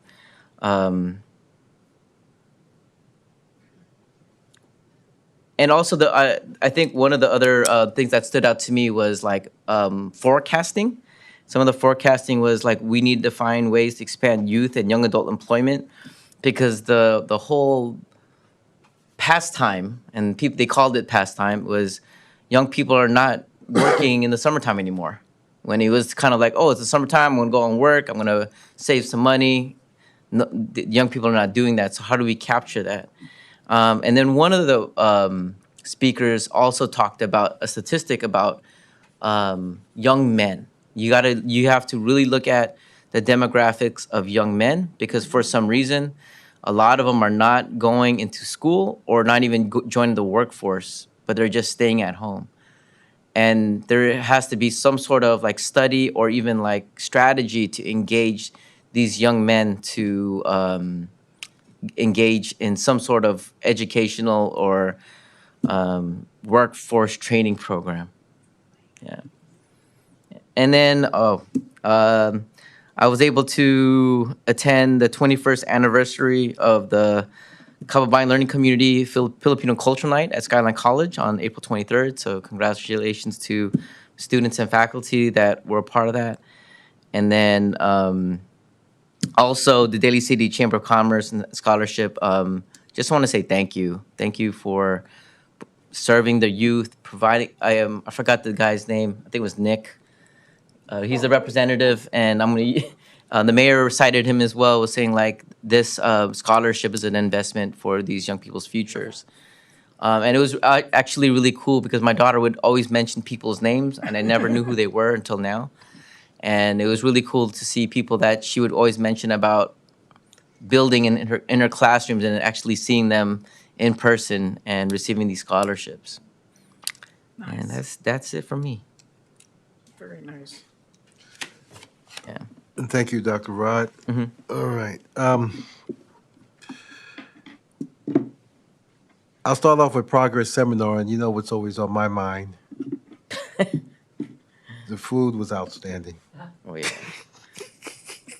To Vice Mayor, you missed it. And of course, found a new place going up there as well, but it was good. But I have to echo what Dr. Rod talked about, especially in the area of AI.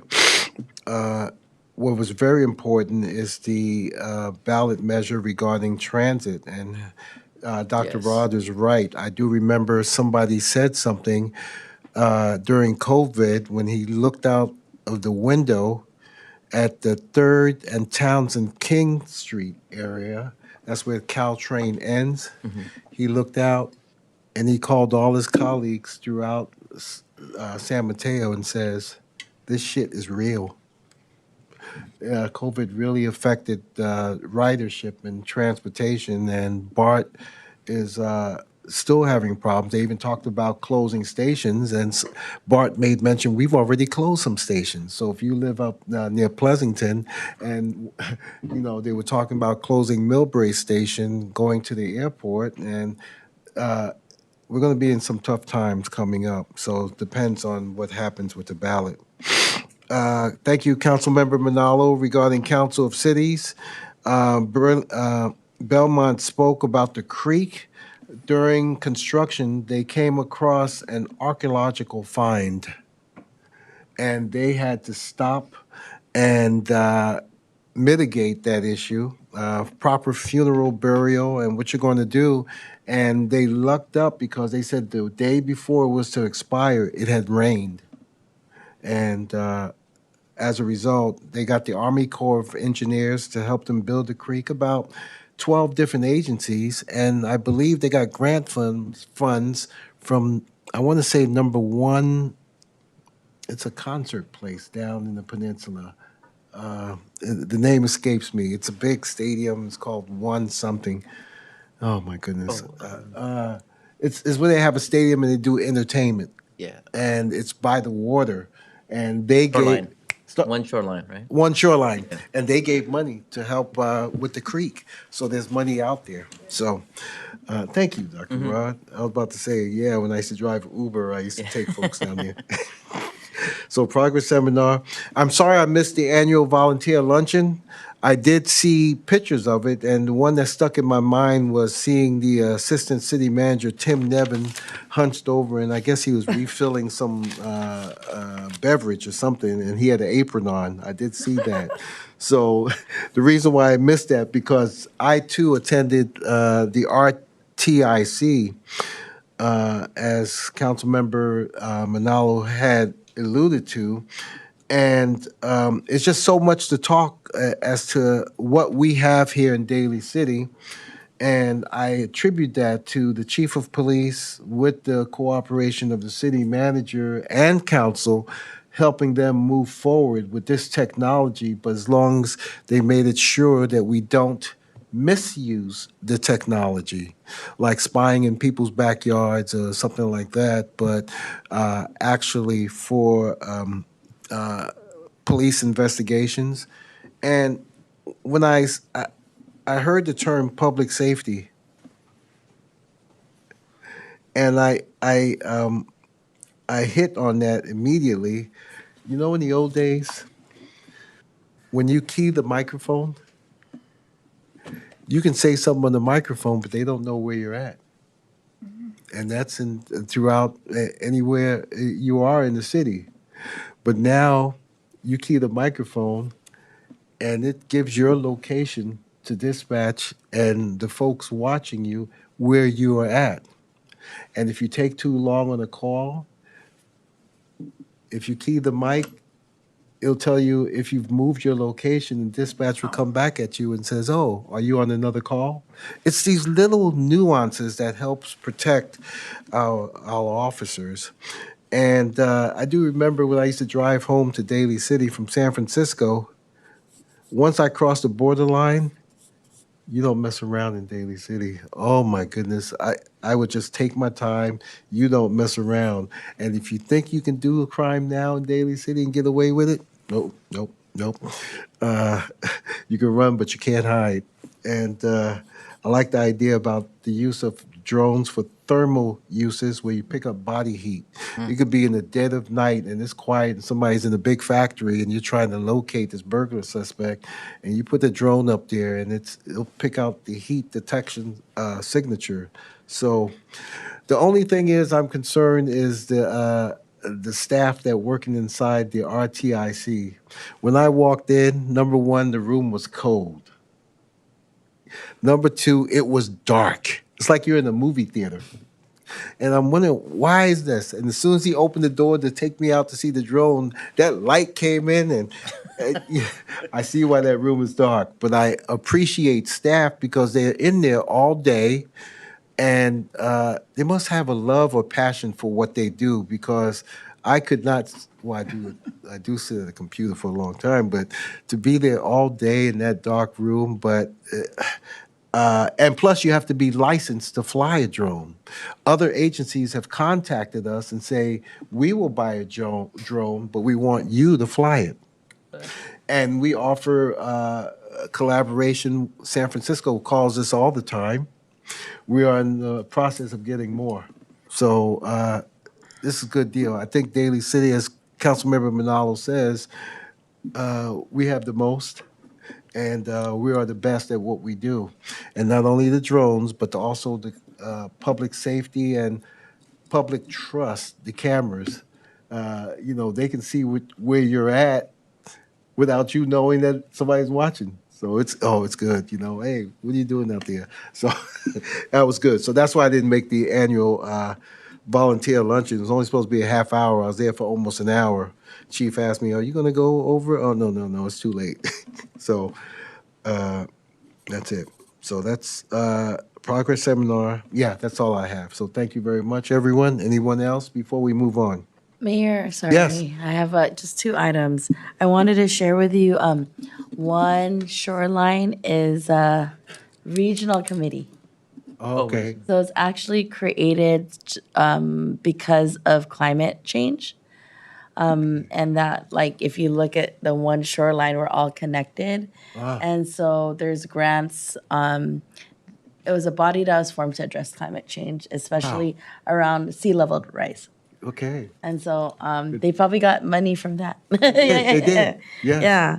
And then I also wanted to share at Progress Seminar, SF Peninsula did not have Daly City on their map. Oh, And it was honestly disappointing to see because you can't have a map without Daly City being part of the peninsula. And so I spoke with the SF Peninsula leadership and told them, this has to change, They said, oh, it's connected to like having a hotel be involved with it. But then Colma was there. I'm like, Colma doesn't have a hotel. So, I'm watching how advocating for us, right? Because to me, I'm like, I was like, oh, great, this is a cool map. And I took a photo. I'm like, wait, Daly City's not on here. They had Cow Palace, but no Daly City. And so it's a conversation with them to make sure that we're included on that map and that we're highlighted. I mentioned that it'll be the third year for our Top of the Hill Festival.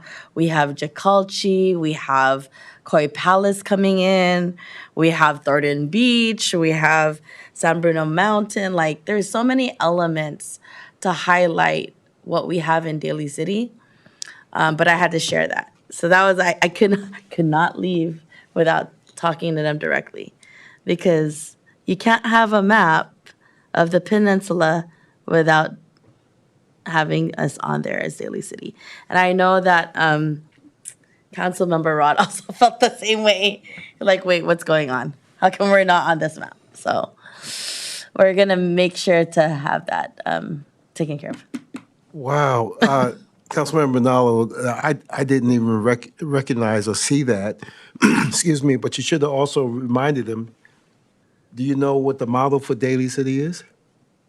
Gateway to the peninsula. Gateway to the peninsula. And then here you're talking about the peninsula. Oh, my goodness. Well, Yeah. thank you for ensuring that we get on the map. And I guess with staff and our city manager here, he does so much that, Thank you. you'll learn. So, so good.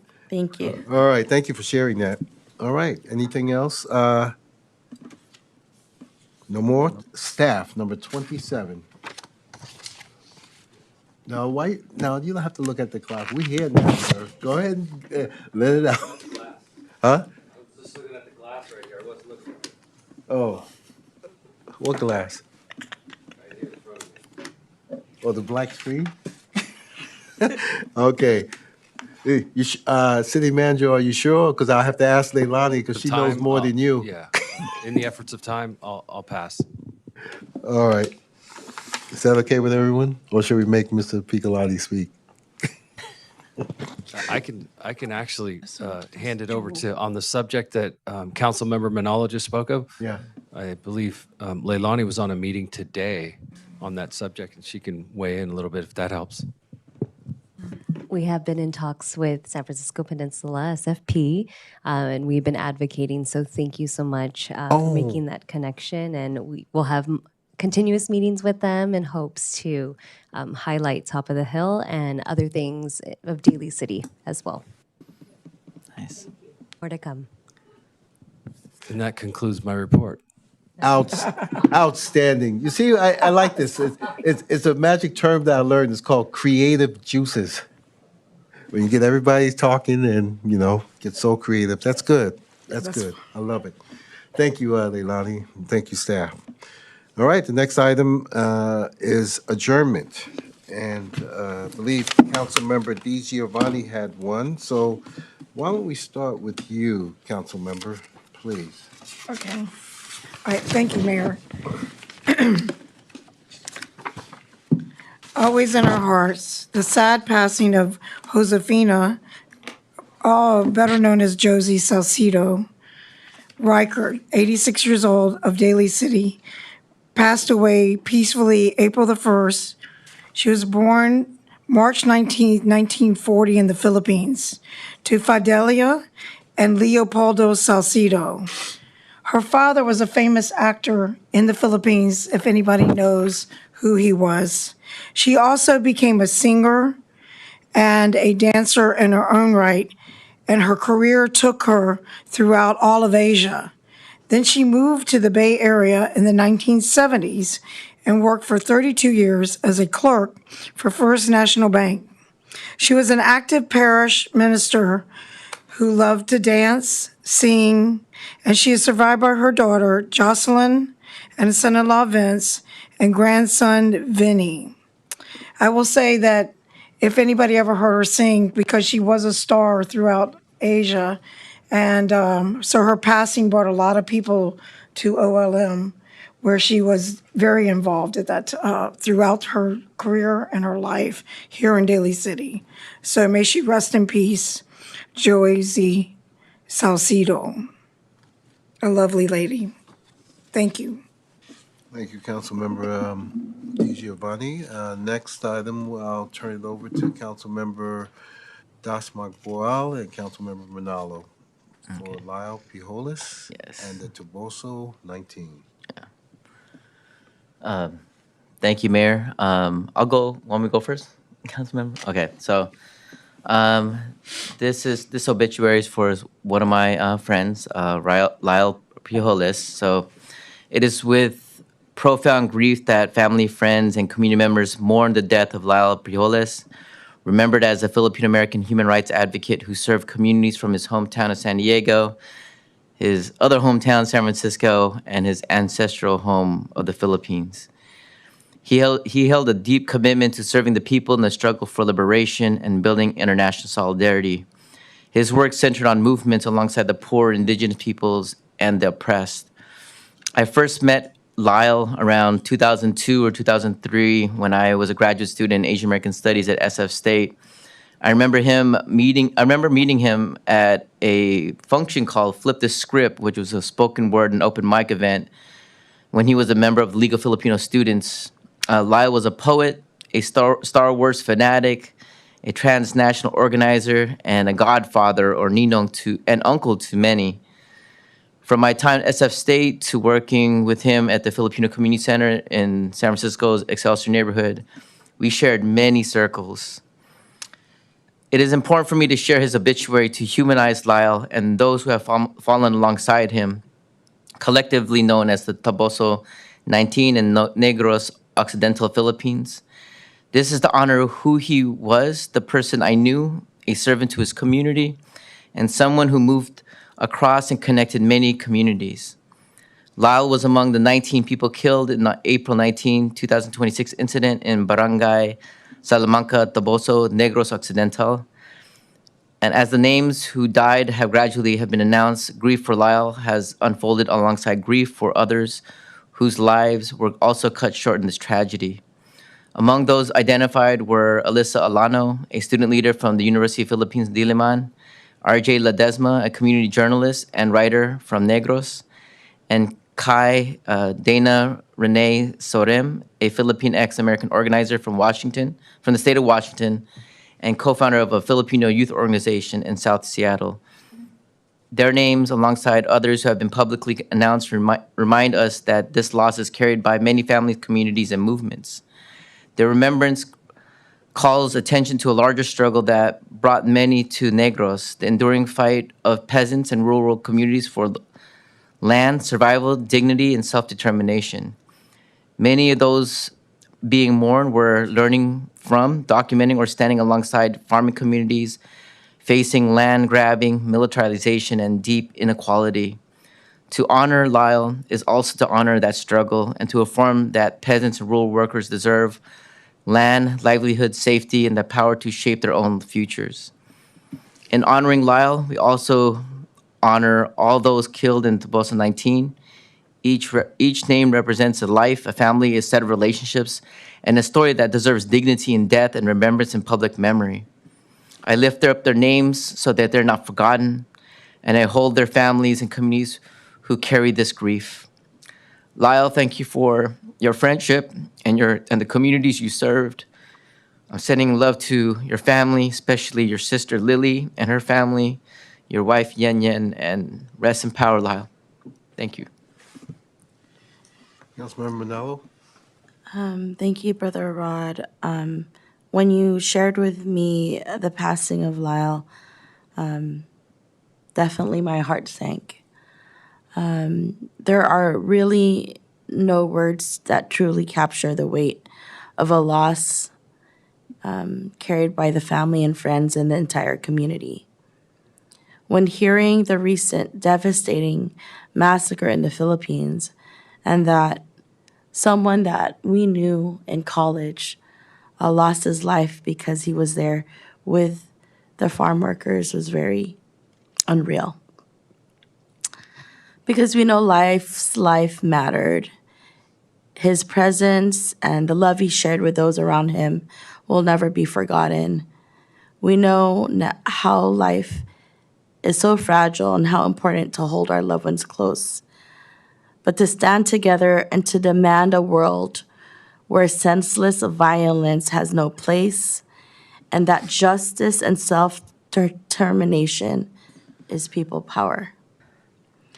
My heart goes out to Lyle's family and everyone grieving this unimaginable loss, especially his sister Lily. May you find the strength at this unfathomable time. Knowing Lyle's life, he's touched so many. I just remember his smile and just his gentle smile and always positivity whenever he entered a room. We stand with you. You'll always be remembered. Rest in power.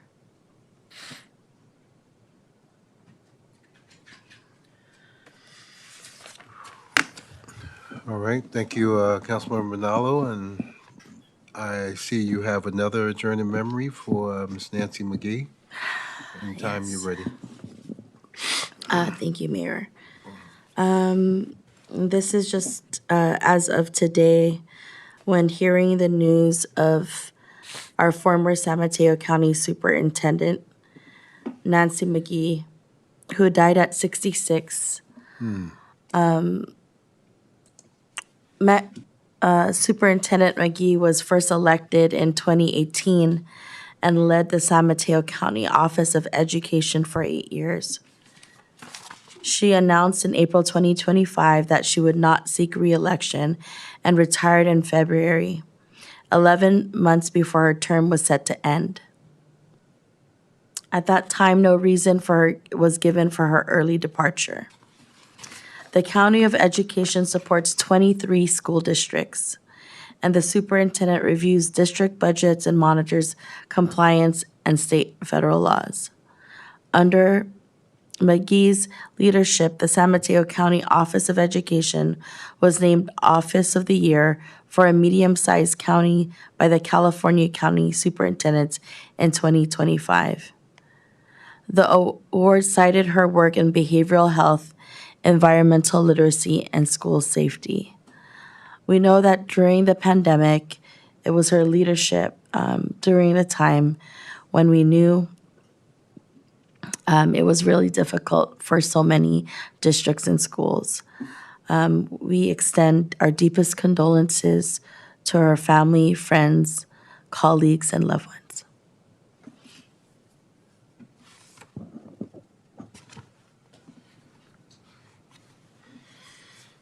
All right, thank you, Councilmember Manalo, Councilmember DiGiovanni, and Dr. Rod. Thank you so much.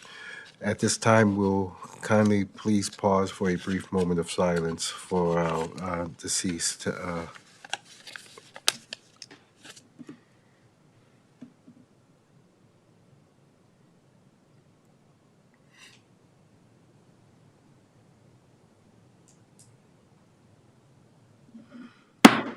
Thank you very much. This meeting is now adjourned. Until the next meeting, stay healthy and stay safe, and have a good evening.